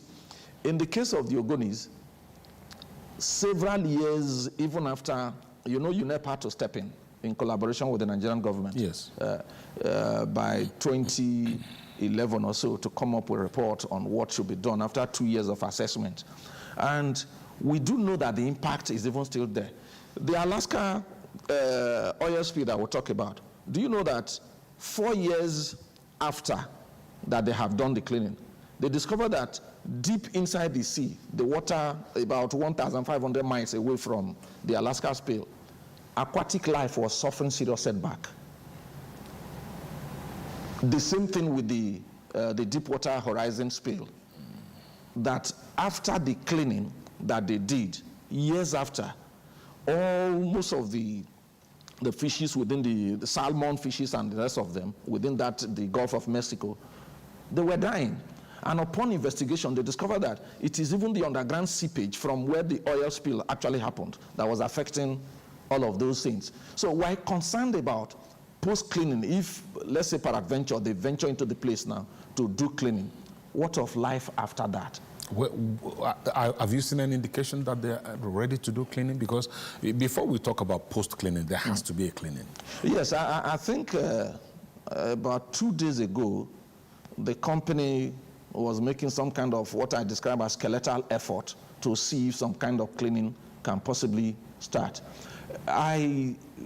If I have to go by my own layman's position, trying to give meaning to what has transpired there, again, with a deep reflection on the Deepwater Horizon spill. You know, after the cleaning, they conducted, even the American government was part of the post-cleaning assessment. They discovered that I think the cement on the walls of the well was the reason behind the spill, that it was not properly handled. So who knows whether after several years of these wells being there, these companies don't make any kind of effort to possibly overhaul the linings of the well, and may have been the reason why the oil well dropped inwards. Because the thinking is that the oil well, the head dropped inwards, and that's why you see that volcanic kind of eruption coming out of that particular well. So it requires that there should be continuous maintenance of these wells, because we cannot continue to live in this kind of where we are not sure of the fact that because these facilities are around our communities, so who knows what can possibly happen. Prof, I'm worried. Is there any regulatory compulsion on the company operating there to clean up that environment? I'd like you to also tell me what exactly is the situation of the people, their livelihood, water, access to potable water, and all of that. What about the wildlife in that community? That is exactly the danger. That's why we are calling on all agencies involved. Like I told you, the Delta State government has taken some practical steps. We commissioned the Ministry of Oil and Gas, Ministry of Environment to get involved in the day-to-day discussion as far as that spill is concerned. What about the SOPADEC? Yes, the SOPADEC, that I don't know. In any case, the SOPADEC, by their own responsibility, they take charge of the money, the proceeds from oil in terms of derivation. Okay. How to manage is their primary responsibility. So I equally think that, let me use this platform to call on the federal agency, NOSDRA, and all of that, to possibly come in. And by extension, I want to cry out to the world. UNEP is there, the agency from the perspective of UN that helps in all of these environmental issues.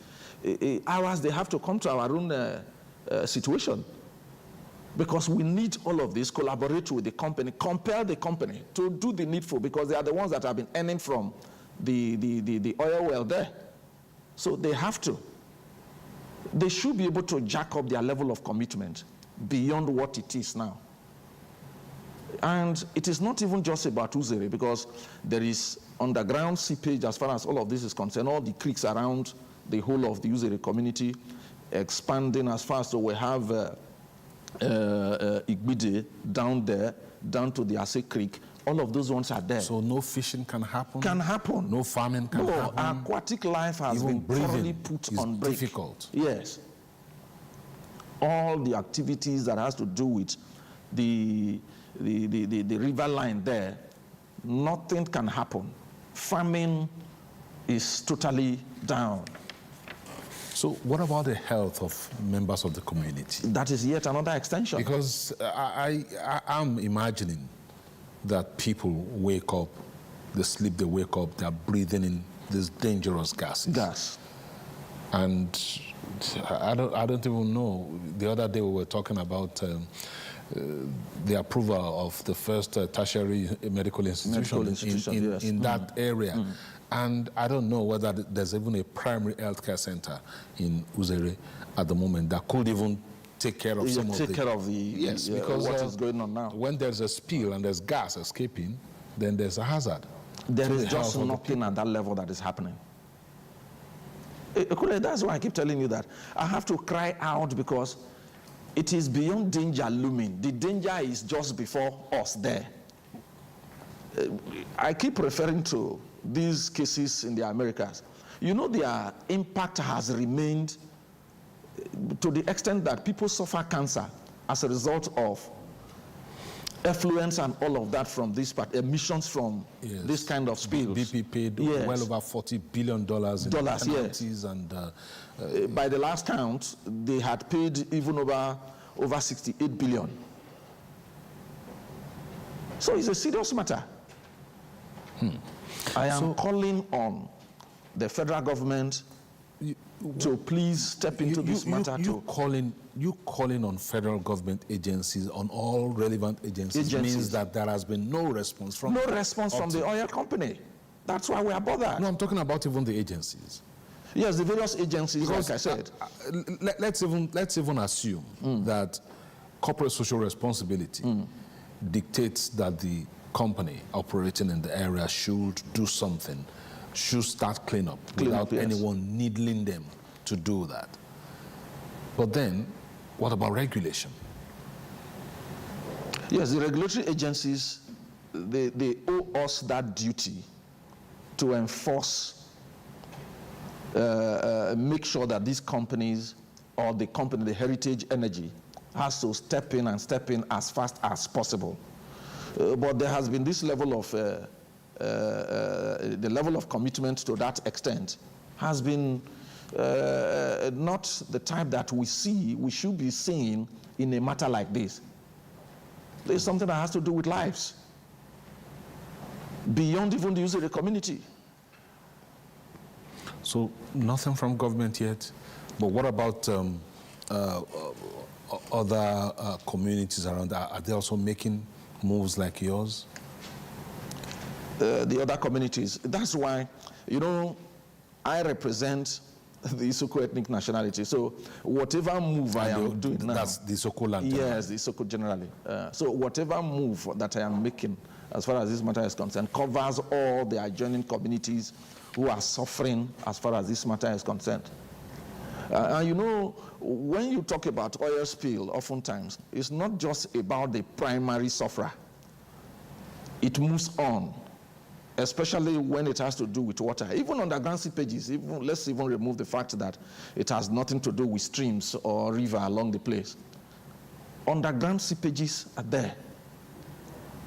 And the volume of oil that pumps out of that particular wellhead on per second basis, this is per second, not even minutes, is huge.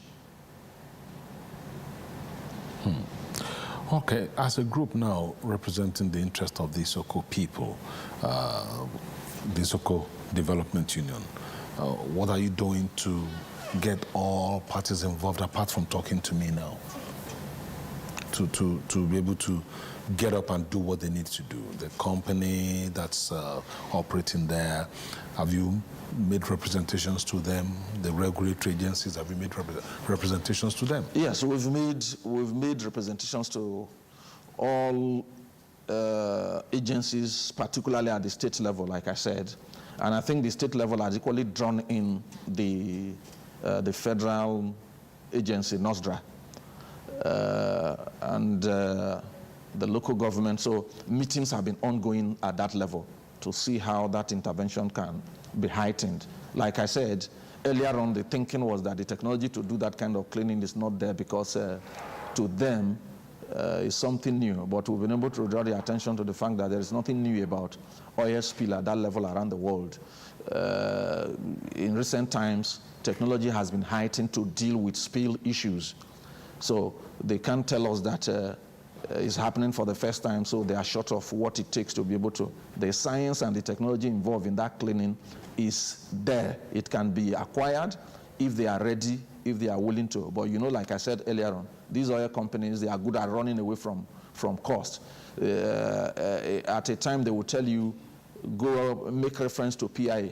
PIA is not enough for you to say that the oil spill that has to do with the lives of the people, you rely on PIA. What has PIA got to do with spill in a particular place like that?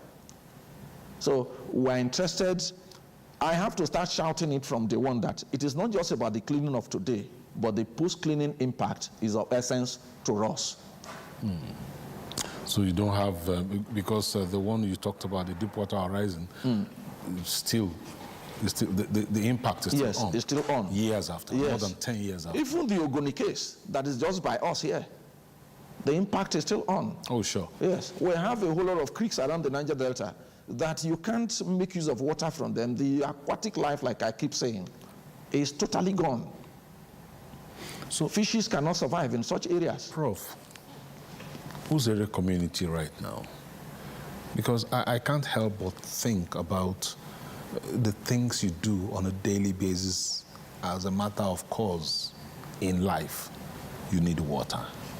And if there's a spill, it means you don't have access to good water. Water to drink, water to wash your clothes, water for sanitation, water for everything about our existence. Our existence. So are there any moves to, because I'm also thinking that the National Emergency Management Agency, NEMA, could do something here. How, is there any move from anywhere to ensure that the people of Uzere community get water, potable water, so that they don't resort to contaminated water for their use? For now, no such move is by the corner. And like I keep telling you, Conley, is the reason behind why we have to shout out, so that the world can see the magnitude of what is before us. I keep referring to some of these cases. You know, this was the same thing about the Ogoni case. Thank God you drew attention to water.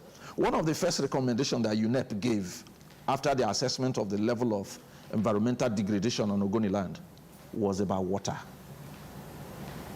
That short-term boreholes must be drilled to ensure that the Ogoni people have clean water. It's the same thing I am talking about as far as the Uzere issue is concerned. Everything about living around that environment today is something that is in a bad state. Is in a bad state. Okay, so the oil is still spilling as we speak? Yes, as we speak, the oil is still spilling. How come since June 26, nothing has been done to stop it? There's a level of complacency on the side of the company. I keep emphasizing the fact that the very early steps, midway steps that were taken to draw the attention of this oil company, it was like they sounded like a group of people that are helpless. But in the true sense, it was not that they were helpless. It was just about running away from the cost of cleaning the place, the cost of ensuring that the damage they have caused to the ecosystem as far as Uzere and its immediate environs are concerned. They want to run away from it. If not, by the 21st century, how can a company be saying that the technology required to do cleanup resulting from oil spill cannot be reached? It's not possible. It's not possible.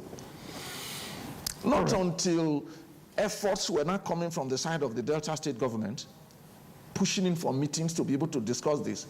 They were not in a hurry to do something as far as something of such magnitude is concerned.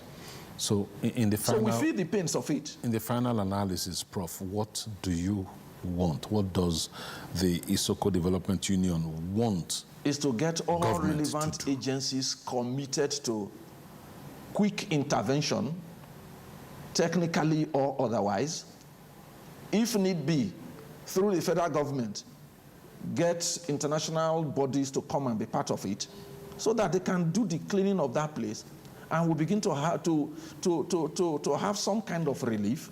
Then going forward, post-cleaning arrangement, because definitely after cleaning, the impact is going to be there. We don't need any form of modern-day science to know that when things like this happen, the impact is going to be long-lasting. So we have to be prepared for what comes up thereafter. And the company should be willing to pay compensation over this, because it's their facility that have cost us this. All right, Prof, we have to leave it there this morning. Thank you very much for coming on the program. We do hope that the agencies that you've been talking to, appealing to, pick it up from there and run with it so that the people of Uzere have some relief and their land can be cleaned as quickly as possible. Thank you so much for coming on the program. Thank you very much for having me. You're Thanks welcome. so much. Professor Chris Abotu is the President General of the Isoko Development Union. He's joined me this morning to talk about the oil spill in Uzere community in Delta State, and of course the fact that nothing is being done to clean up the environment and of course change the dire straits that the people have fallen into because of the spill that is going on there, that has been going on there since June 26, 2026. That's well over a month now of straight oil spill into the environment there in Uzere. So that's it on this part of the conversation. We'll take a break. When we come back, it will be time for Kakaaki Social. Stay with us. Gender Agenda is where policy meets people. It's a bold policy literacy platform bridging the gap between decision makers and women across every sector. From parliament to politics, from leadership to governance, from peace to economy, development, human rights, from Nigeria to the rest of Africa, Gender Agenda amplifies voices too often excluded, ensuring every voice counts. Through compelling storytelling, social impact dialogue, thought-provoking documentaries, town halls that lean on data and research, we raise the bar. Gender Agenda, every Friday, 4:30 p.m. on AIT and on AIT's YouTube channel live. My name is Adora Sidney Jack, and this is Gender Agenda. Gender Agenda. Women rising. Information, education, entertainment. More than just a cliche, it's a way of life. It's our way of life on Kakaaki, the African Voice, talking to the people that matter. The political space in Nigeria is largely not ideologically defined. All the political party is more like a vehicle that conveys you from one point to the other. Technically speaking, what government is for just refinancing. They are putting more money to pay the old ones, and it is not the way to go. On the issues that matter. The decentralization of the police force is, of course, will go a long way, because the state governors are answering the chief security officers, but when they don't have direct control on the security agencies, I mean, it makes their jobs very, very difficult. Keeping you up to speed on what you need to know, when you need to know, and how you need to know. That's Kakaaki, the African Voice, Monday through Friday from 6 a.m. to 9 a.m. on your channel of choice, Africa Independent Television, AIT. Kakaaki, the African Voice. The more you look, the more you see. The stories now break online. Don't miss anything from our real-time updates and exclusive content. Follow and participate in discussions on live TV studio programs to shape the narratives. Subscribe, engage, and share from AIT.live at AIT_online on X, AIT Online on Facebook, Official AIT Live on Instagram, TikTok, and Threads on YouTube. Stay connected with AIT. On air, online, on live. Get ready for a bold new chapter in political discourse. The conversations that matter most are stepping into the spotlight like never before. Political platform, the hard-hitting, no-holds-barred program you have trusted on Ray Power Radio is making a powerful move to television. Tune in to Africa Independent Television, AIT, as political platform debuts on your screen, bringing deeper analysis, sharper debates, and the voices shaping our nation's future right into your screens. From policy and politics breakdowns to real-time discussion, discussions with key stakeholders. This is more than a program. It is where opinions are tested, truths are uncovered, and the people's voice is heard. Join seasoned hosts and expert guests as they tackle the issues that define our democracy. No filters, no distractions, just real talk. Political platform now on AIT, 9 to 10 a.m. every weekday. Stay informed, stay engaged, be part of the conversation.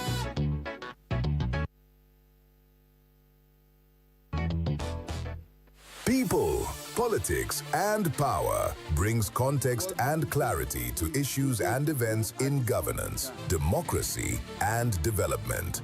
On People, Politics, and Power, we feature people who shape the events and define the issues. A lot of the agencies are still struggling with implementation of freedom of information. The government should come. We need Nigeria to work. We examine the interplay and interaction of politics with power and their impact on policies and the people. It's about getting the system to deliver the kind of electoral outcome that people will be happy with. People, Politics, and Power with Imoni Amarere. Will low-performing agencies be held to account? Or will the numbers fade after the headlines? At 1 p.m. every Monday and Friday on AIT.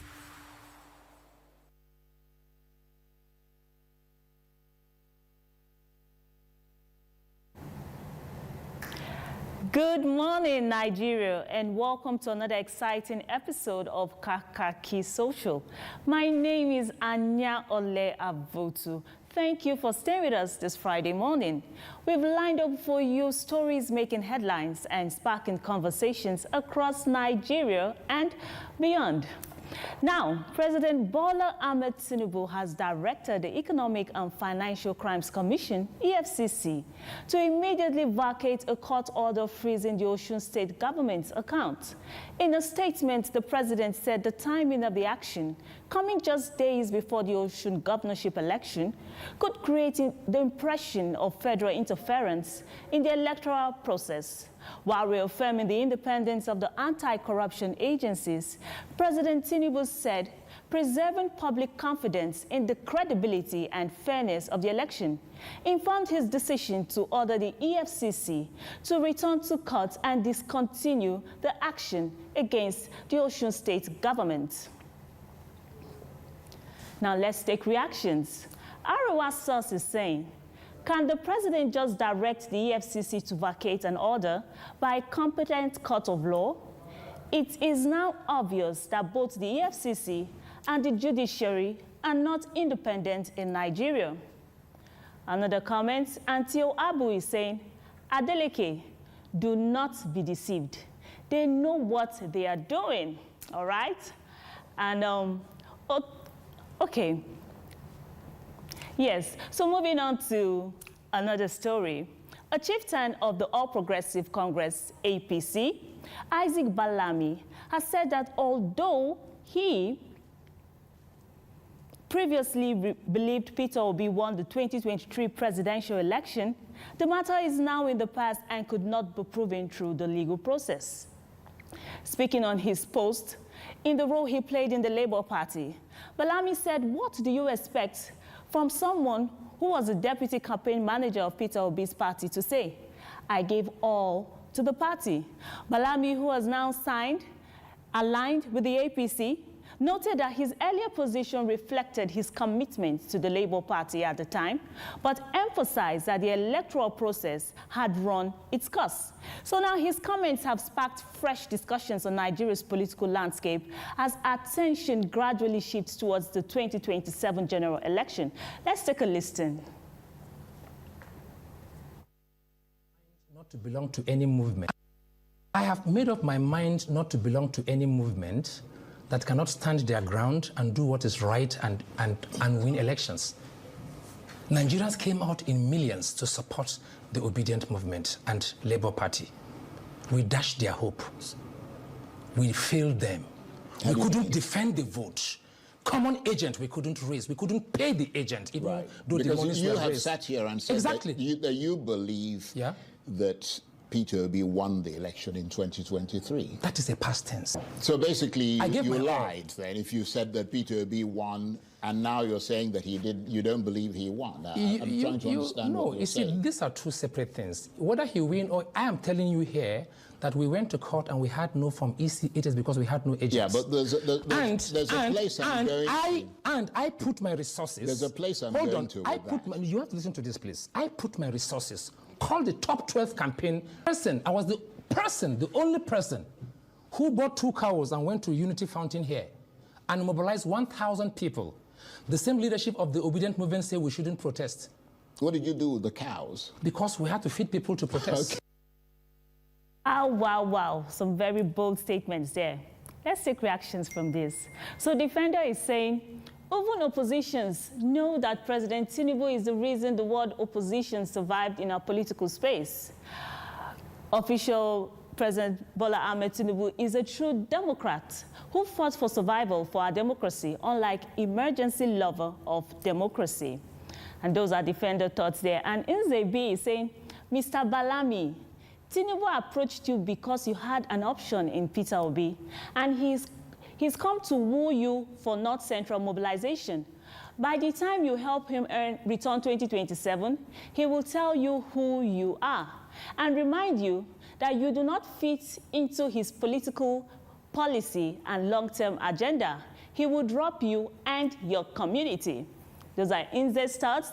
And another thought from Obi Forerunner, he's saying, Balami Isaac is now recruited to speak against his principle. Because Daniel Bwala and Festus Kiamu, Bayo Onanuga, time has passed. Nobody pays attention to them. Well, we will see how it goes. You can influence millions or compare Tinubu to Peter Obi. Tinubu is empowering loyalty. Peter Obi is empowering Nigerians to survive. End of discussion. And Usman is saying he went there to fill his pockets. Whatever fights we are putting on right now, it's not for our own gain, but to lay a concrete future for the generation. We are tired of unproductive leadership in this country. Balami is after what to gain and not making sacrifice for the future. So moving to another story, the popular cleric Prophet Odumeji, a.k.a. Indaboski, has stirred up political debate with comments ahead of the 2027 general elections, saying the polls will determine whether Nigeria belongs to politicians or to its citizens. According to Odumeji, he said, those supporting President Tinubu are busy selling the future of our children for money and personal gain. The remarks have generated strong reactions across social media and political circles, and with supporters and critics expressing different views. So let's take a listen.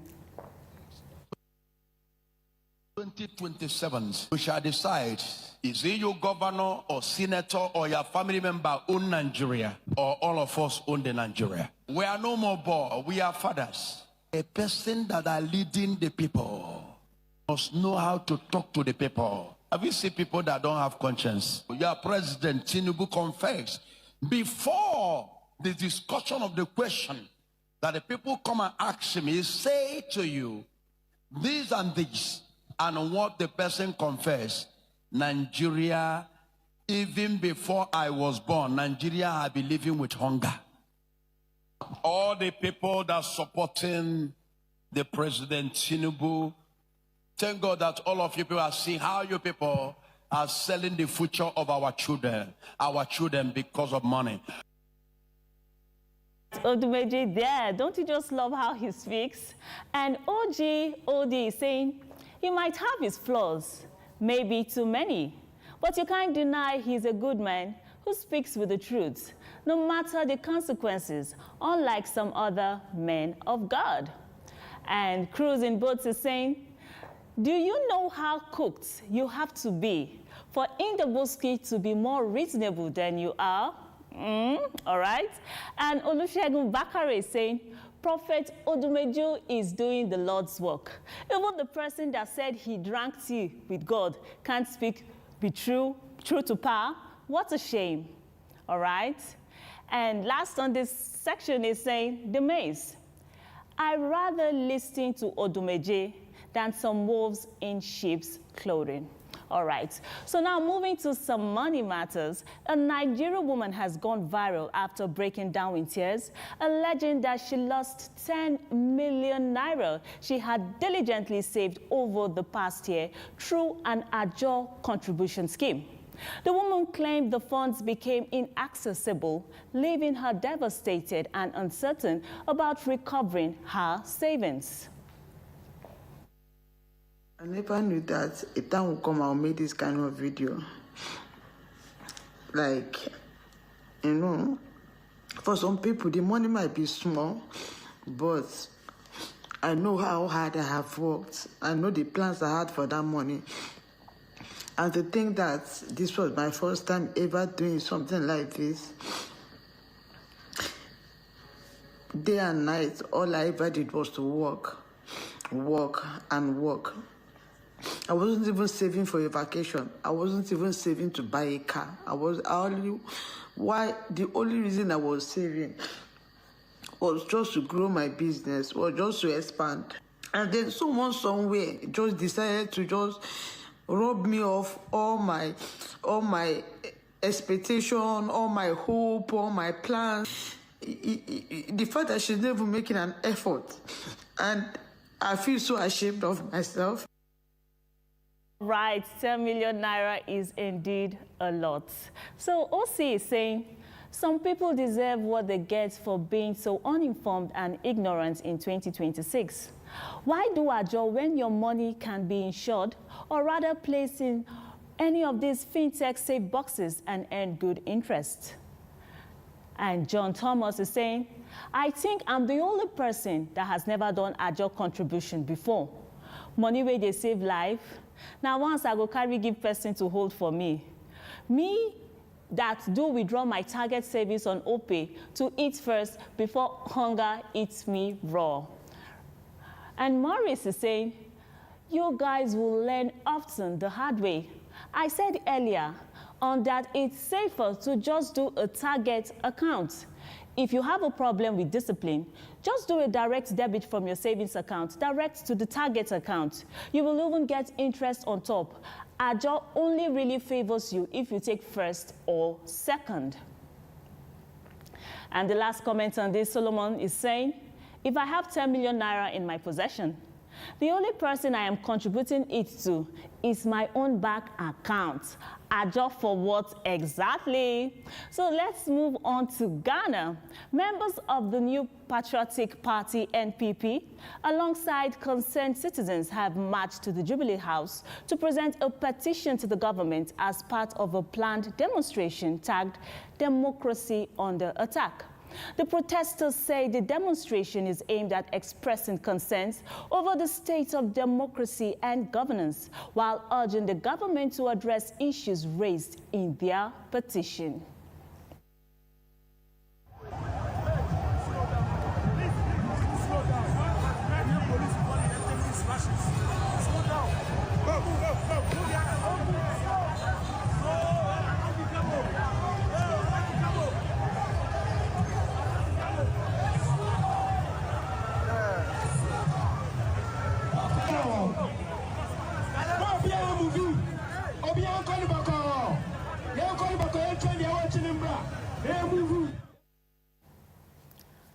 All right. Nana Kwame is saying, a chunk of them don't know the purpose of the demonstration. And Dr. Van is saying, looks like the turnout wasn't as bad as earlier anticipated by some people, laughing out loud. Yes, the next comment. And Daniel is saying, create jobs for the youths. Which people are they going to use for these jobs if they create more jobs and start paying people every hour? For instance, if you earn 50 cedis an hour, will you abandon your work to join a demonstration defending politicians? That's a good question there. So moving to another rather disturbing issue, a man suspected of attempting to steal electricity cables was reportedly injured after an electricity pole collapsed on his leg during the alleged operation. Witnesses say the residents rushed to the scene, where the injured suspect was surrounded and questioned over the alleged cable theft.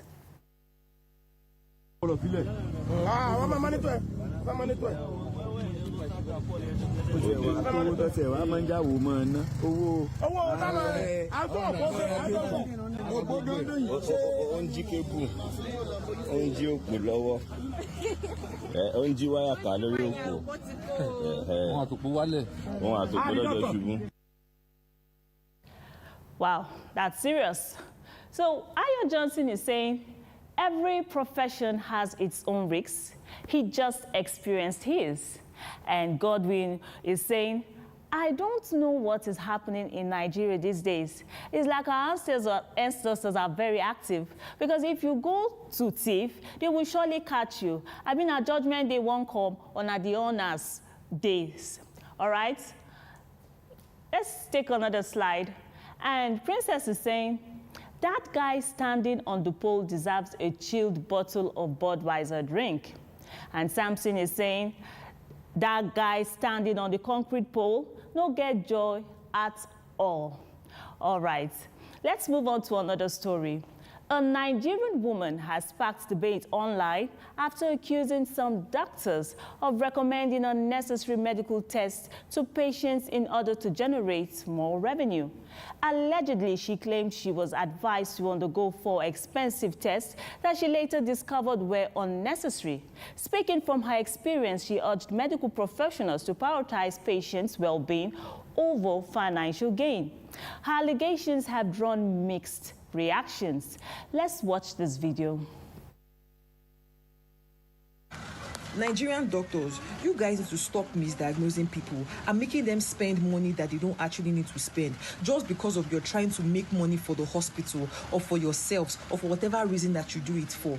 I understand that sometimes people need to run tests, like do proper testing in order for you to diagnose them of what is wrong with them. That's not what I'm talking about. I am talking about the doctors that will intentionally send you to the lab to go and run tests that you don't need because of they are trying to generate money for themselves or for the hospital. I have complained about this same thing to a doctor friend of mine who explicitly told me that if you don't do this part, if you don't do this thing, they are going to query you. That if you don't send people to the lab for tests, they are going to query you. So he explained to me that whether you need the test or you don't need the test, or you are sure going to the lab, because they have to generate revenue for the hospital one way or the other. It is not fair when you guys do this stuff. It has happened to me before. A doctor has sent me to go and do 4 expensive tests because I came to complain about.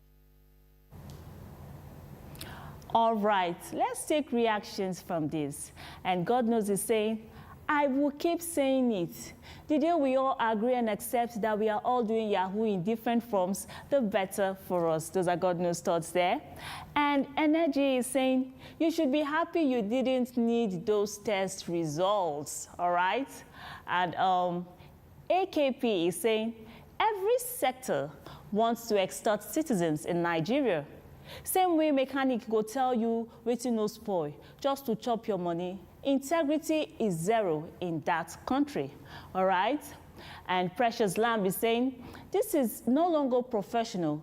Due process rather, this is an outright extortion. Okay, so a truck carrying goods reportedly broke down in KwaZulu-Natal in South Africa. And members of the public just ran to extort whatever they could get from the truck, after which crowds allegedly rushed to the scene and catered away with items from the vehicle, with some commentators claiming the incident reflects a shift in criminal activity following previous attacks on foreign-owned businesses.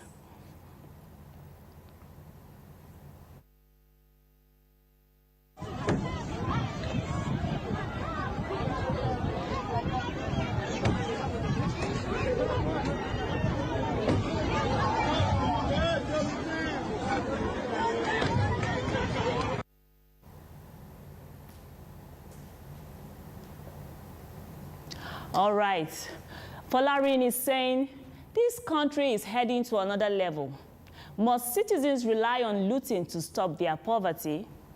And Malam Liman is saying, in which country where law enforcement officers are part of the looters of migrant shops. Another comment. Moses is saying, Nigerians in South Africa were accused of so many things, including stealing. But today, the activities of South Africans have proven that Nigerians are innocent. And for our final story this morning, Afrobeat superstar Davido drew a massive crowd as he arrived in Osun State for the final youth mobilization rally in support of Governor Ademola Adeleke's re-election bid ahead of the state's governorship election. Thousands of supporters turned out to welcome the award-winning singer, whose appearance energized the campaign and attracted enthusiastic crowds across the venue. Davido, who has strong family ties to Osun State Governor, urged supporters to back Governor Adeleke at the polls. The rally is one of the final major campaign events before voters head to the ballot in the coming days to elect the state's next governor.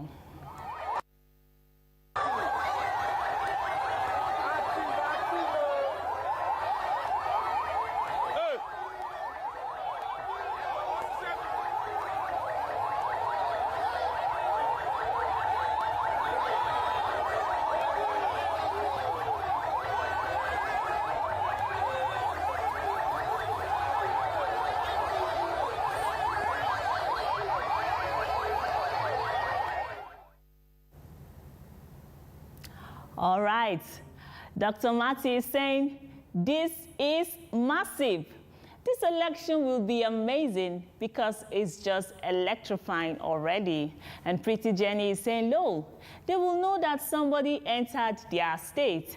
And Oyewumi is saying, I expect this to happen, but I underrate him to pull so much crowd. Davido is Davido. And Sarah Isaac is saying, sure, his uncle will win again. I love how they pulled all possible strings. That's why in all you do, make sure you know someone that knows someone. And Sumi is saying, my goat be feeling like he's the governor, laughing out loud. And Emmy J is saying, when he told them he's the baddest, them things say, nah, for mouths. All right. Yes, and that's our show for you today. Thank you for spending part of your Friday morning with us. Follow us on all social media platforms. On X, it is AIT_online. You can also catch me on X and other media platforms at Anya Ole Abuto. Have a safe and enjoyable weekend. Goodbye and see you next time. Excuse me, ma. This is your 100% in year. Babes, are you sure you want to spend this much on hair? Didn't your landlord just increase rent? I saved for this one separately on Money Point. No, you say you save on Money Point? Yes. This Madam Money Point here, the array of your dryer there, his target savings Money Points I used to have it. The rest of this my sub is fee savings Money Points I used to do it. The salary of this my staff is save as you transact, son. Jennifer, Money Point save as you transact. Money Point fixed savings and Money Point target savings. What's up?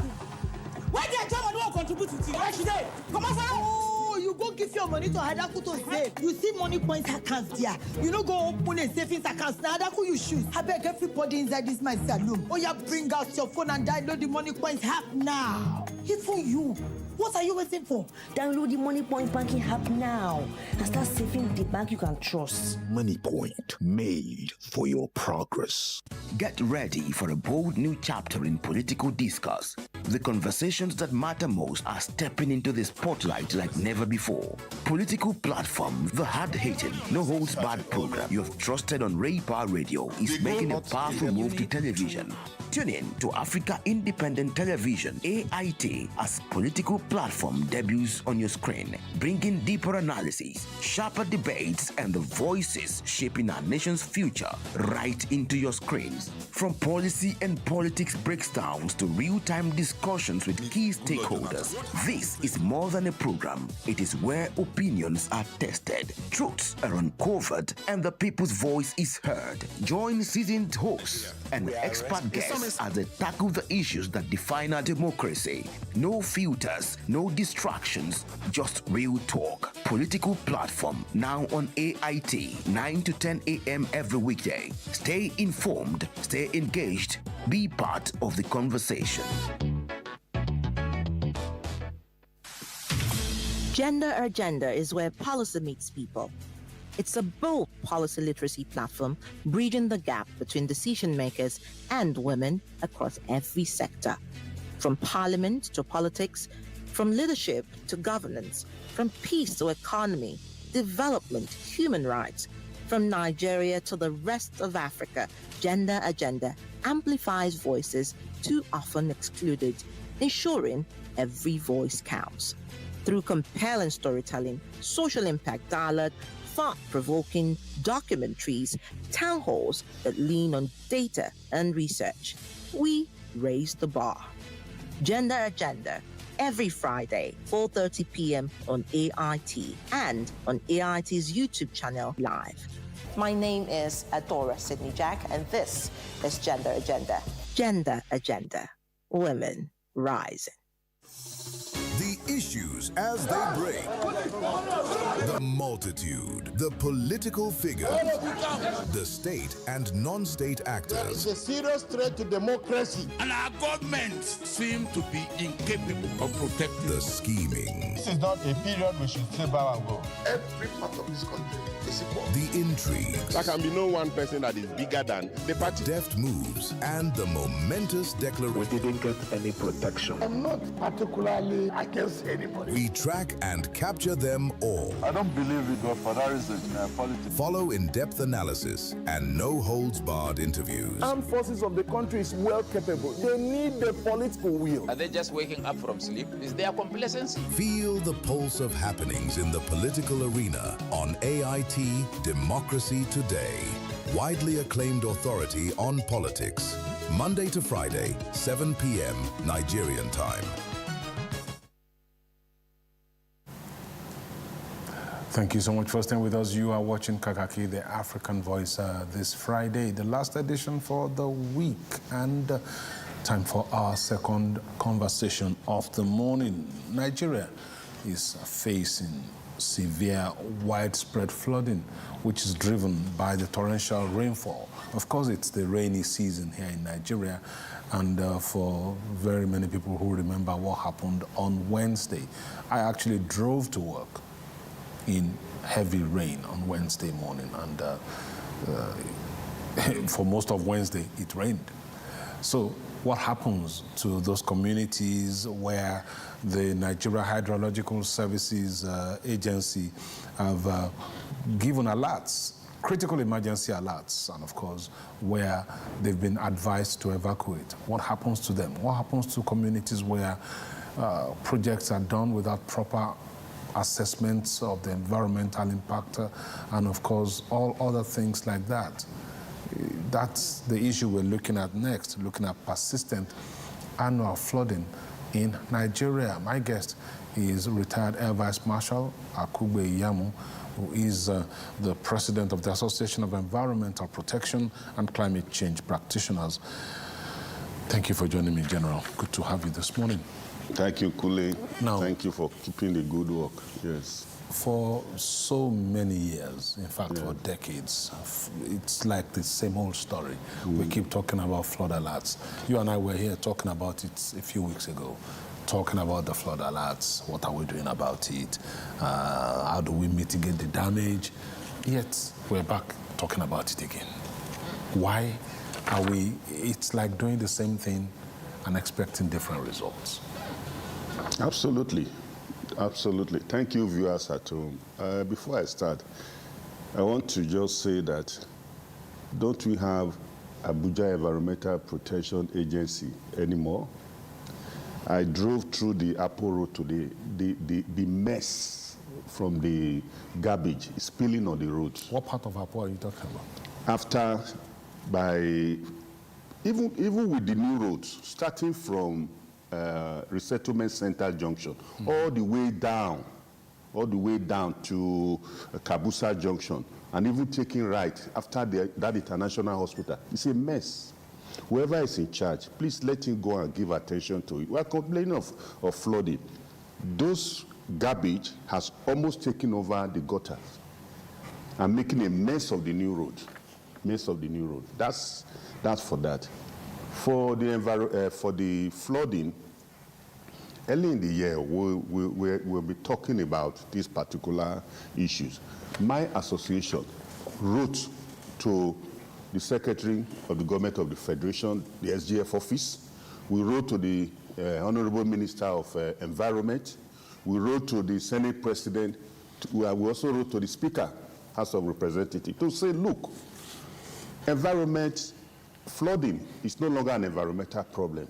It is now an economic problem. It's not an economic problem because when there is flooding, you find out that jobs are lost, businesses are closed, social services are all gone. And what is now happening to all of this one? It is hemorrhaging the economy. You saw the case of Lagos. If you shut Lagos down for a day, you know how much that you are going to. So we wrote to them to express our concern. We said, look, this is a call to action. No response to today. No response to today. So you see, when Annual Flood Outlook was first conceived, it was to keep the 36 state government and the FCT on alert to say, look, these are the outlook for the flooding for this year. So you take the necessary action. But the citizens have, in fact, they've gotten tired. They are now bored with Annual Flood Outlook because there's no action that goes with it. Like you said, every year, flooding meets us at the same position of unpreparedness, and we're there. It has become, see, take the case of Lagos. The cameras have all gone back to the studios now. The ink have dried, but the people are now meant to live with their problems. To live with their problems. You see, what is there is that mapping flooding is no longer, it has gone beyond prediction and all. It is not a scientific issue. If by now as a country, we don't know the type of flooding we are expecting, which is most times flash flood, and we don't know the percentages. The percentages. See, if you are conversant with methodology, you already know that when you have percentages, it gives you perspectives. Yeah. It gives you perspective. And a sickness diagnosed is half treated. It's half treated. So over here, everybody is just cool. Now we're in an election mode. That is the new hymn. Nobody is talking about what is going to happen to the other one. Look at the Lagos flood. Okay, every point, when disaster or crisis happen, you don't bury it. It gives the leadership, particularly the highest level of leadership, a chance to make pronouncements, to say, okay, this policy, this is what we are going to do next. It shouldn't be when it happens, everybody just goes to the house. That is the problem that we have now. So we need to invest in technology. If we have to deal with this flooding that we have now, is very, very crucial.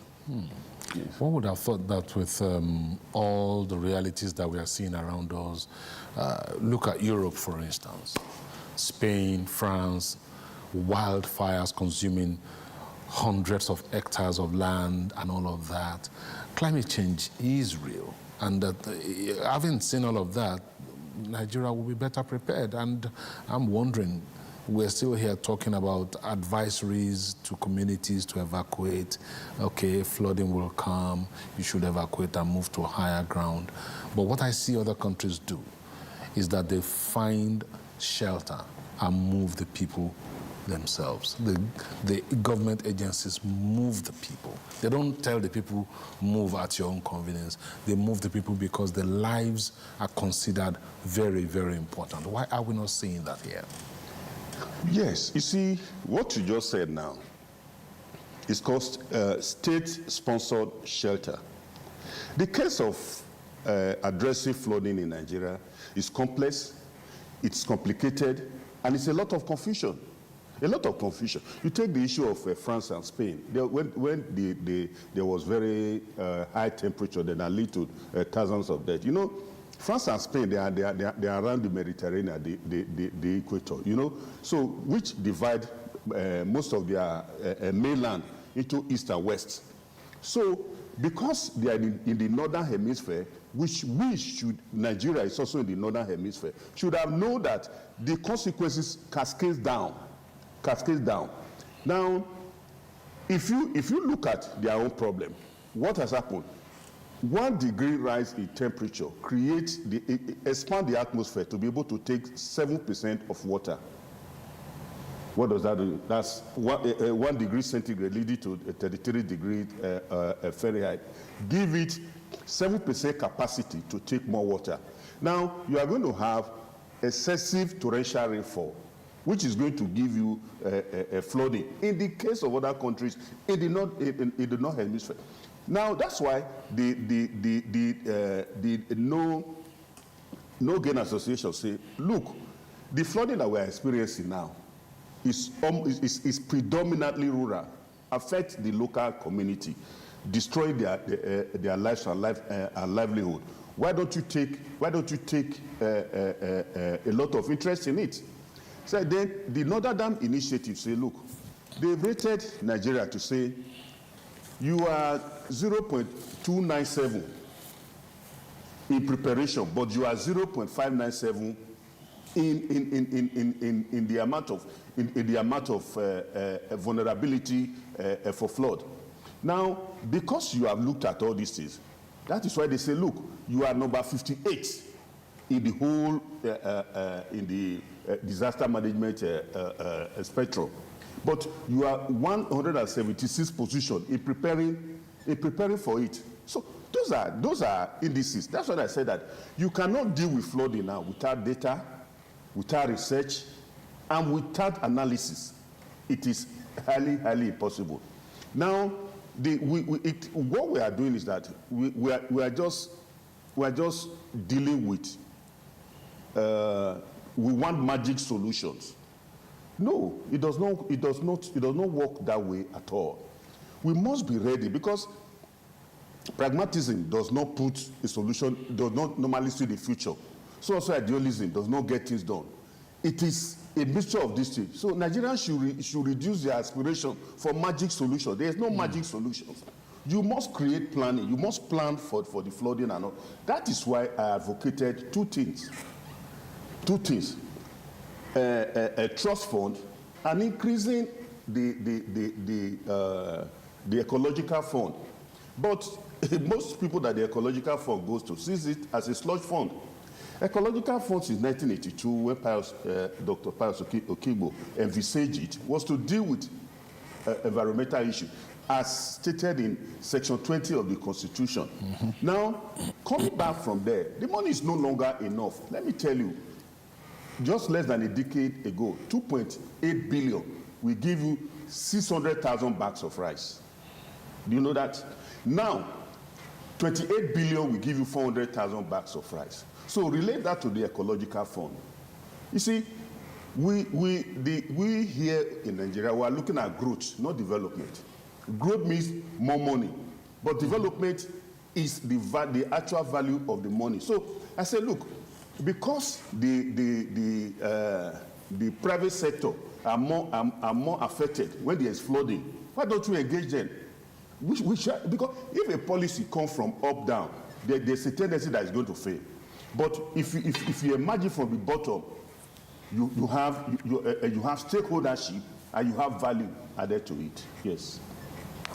So looking at all of these issues now, I'm wondering, we already have flooding this year, right? Yeah. How bad is it compared to maybe the last 5-10 years? Yes, you see, this year's flooding was unique. Because it attacked the economic nerve wire of Nigeria. You know, most flooding before have never been able to attack Lagos like that. The 2012, 2018, 2022, although they were not in this category that attacked the economic nerve center of Nigeria. So this one was very, very unique because if you have flooding in Lagos for say 5 days, it's equal to having flooding across the other part of Nigeria for I mean, you know what the economy. And it didn't attack the other area. It attacked VI and all those prime areas where the business names are located. So it is very catastrophic. It is very catastrophic. Now we have to start looking at the solution. Now you have two rivers in Nigeria, two major rivers, starting from Benikebi and Taraba, all the way to the coast. What are you doing about it? How are you controlling the flow of those rivers? What dam are you? The Dasin Hausa Dam. Don't forget, the Lago Dam have not been released yet. So what we are doing now is dress rehearsal for the flood. The Dasin Hausa Dam, since 1982, that when they built the Lago Dam, they advised us, okay, you create a mega dam, almost twice or three times the size of a Lago Dam, so that when you release the water from the upland there, you are able to take it and create another one again at Numa, where the Benue and the Gongola River meets. Okay, General, we have to go in a minute, and I'm wondering here, because we seem to kick the responsibility to the doorstep of the government all of the time. What role do Nigerians have to play, you and I? People who live in the communities, in the cities, in the townships. What role do we play in flood control? Provide waste basket along the roads and clean the garbage every day. You see, we are not having this problem because of citizens' problem. We are having it because the government have failed to implement the environmental laws. They are faced to sanction those people that are deliberately attacking the environment. That's where the problem is.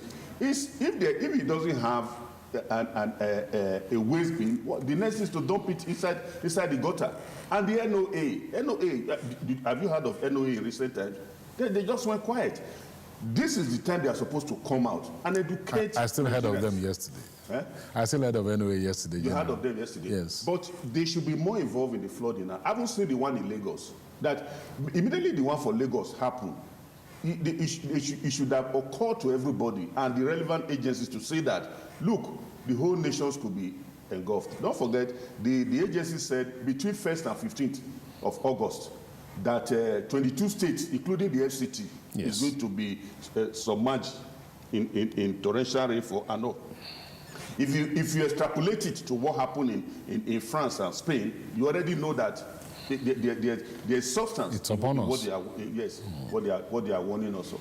Okay, so everybody must be on the alert and everybody must do the right thing. The government must apply sanctions where people, and they must do their job. Like I said now, there is so much heap of garbage in Abuja. Let the agencies wake up and clear it. Okay. We have rules now, but that is also very, very important. All right, we must go now. Thank you very much. Thank you. Retired Air Vice Marshal Akugbe Yamo. He is the president of the Association of Environmental Protection and Climate Change Practitioners. He's joined me this morning to talk about the persistent annual flooding in Nigeria and what we must do to mitigate it. Thank you very much, Air Vice Marshal, and have a great weekend. Enjoy the rest of your day.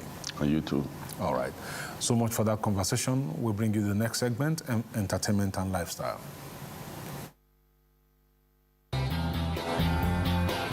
Welcome to Entertainment and Lifestyle on Kakaaki, the African Voice.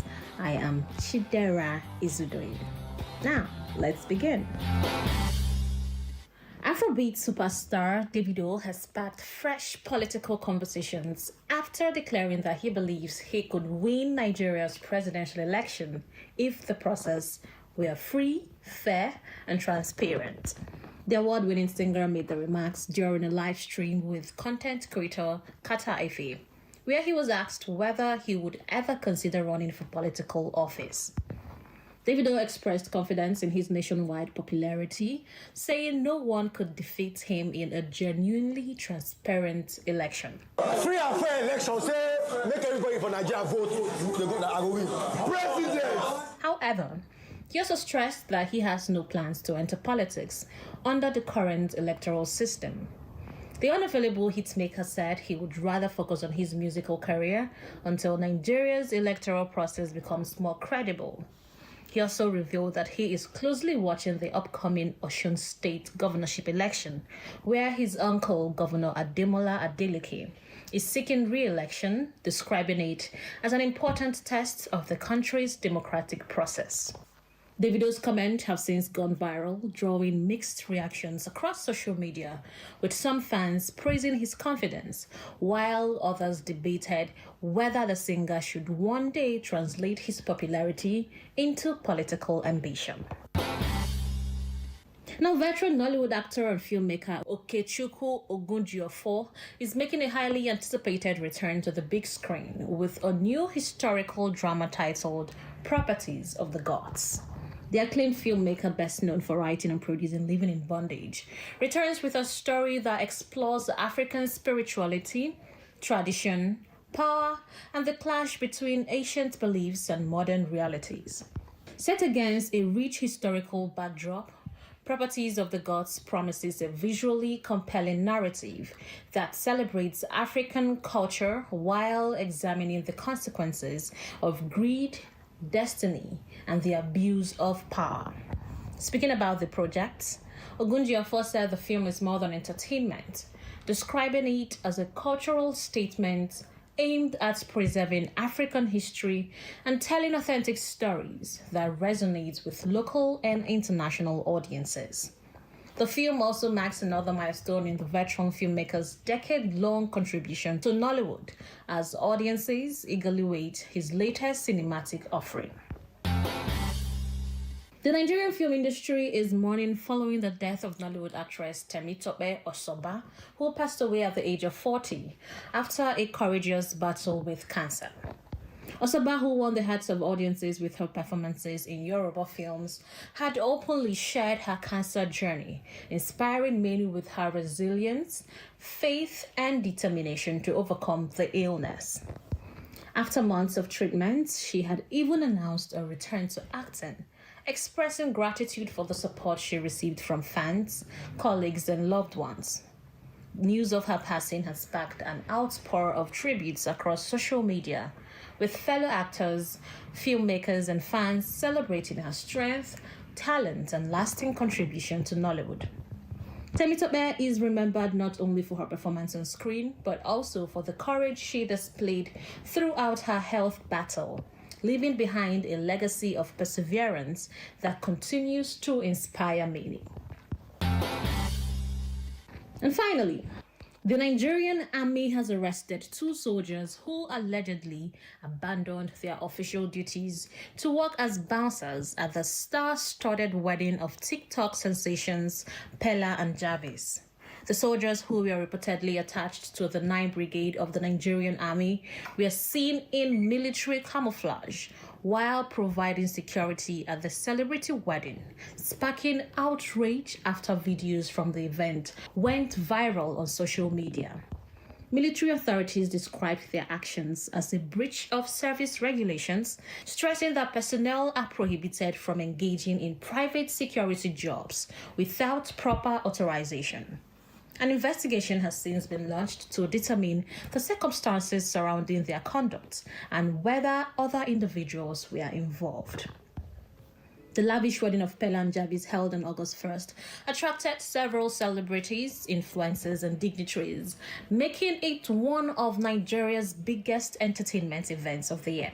Now, while the presence of the soldiers initially drew admiration from some guests, the Nigerian Army has made it clear that disciplinary measures will follow to uphold professionalism and military ethics.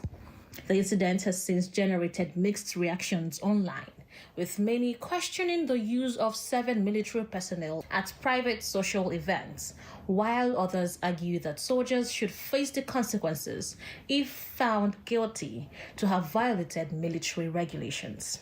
That's it on entertainment and lifestyle for the weekend. I hope you enjoyed the package as much as I enjoyed bringing it your way. My name is Chidera Izudoe. See you next week, Wednesday.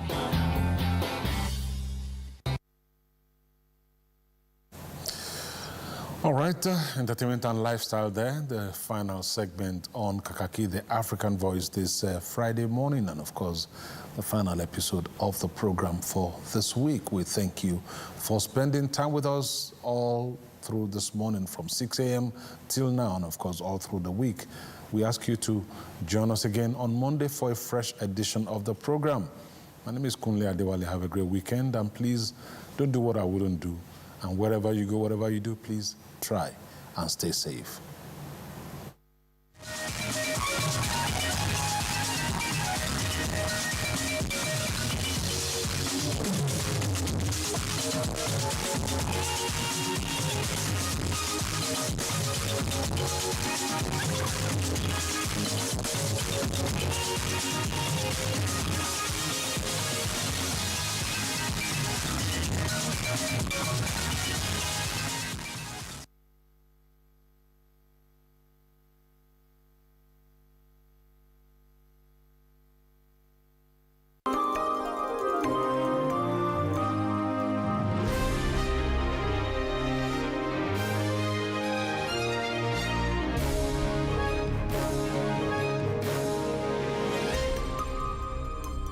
AIT, sharing.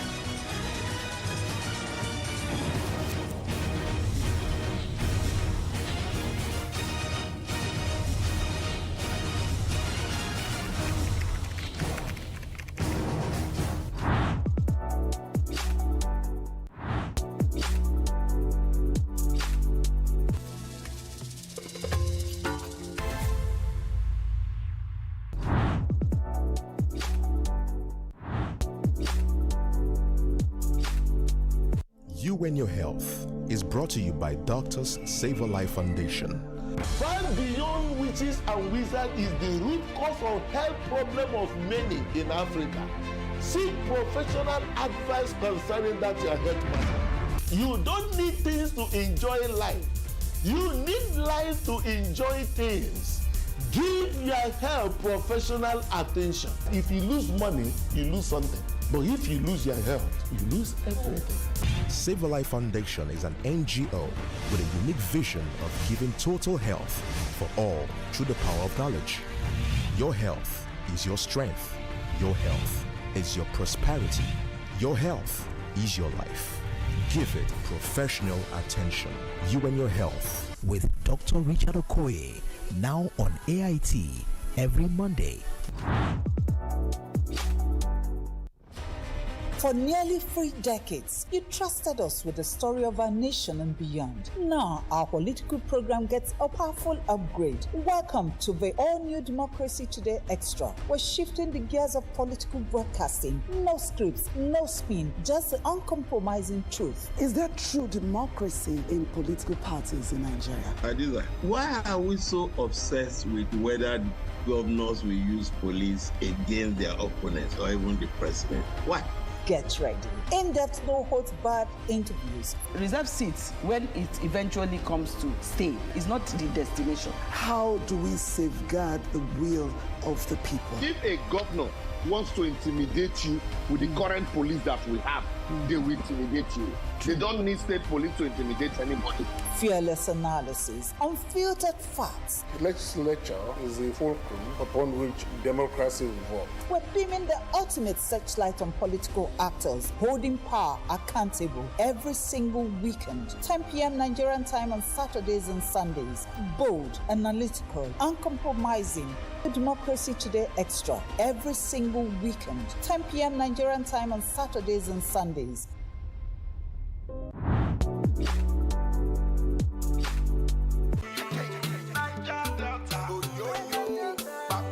Nigeria's Niger Delta region, where the black gold continues to flow and fuel Africa's largest economy, where the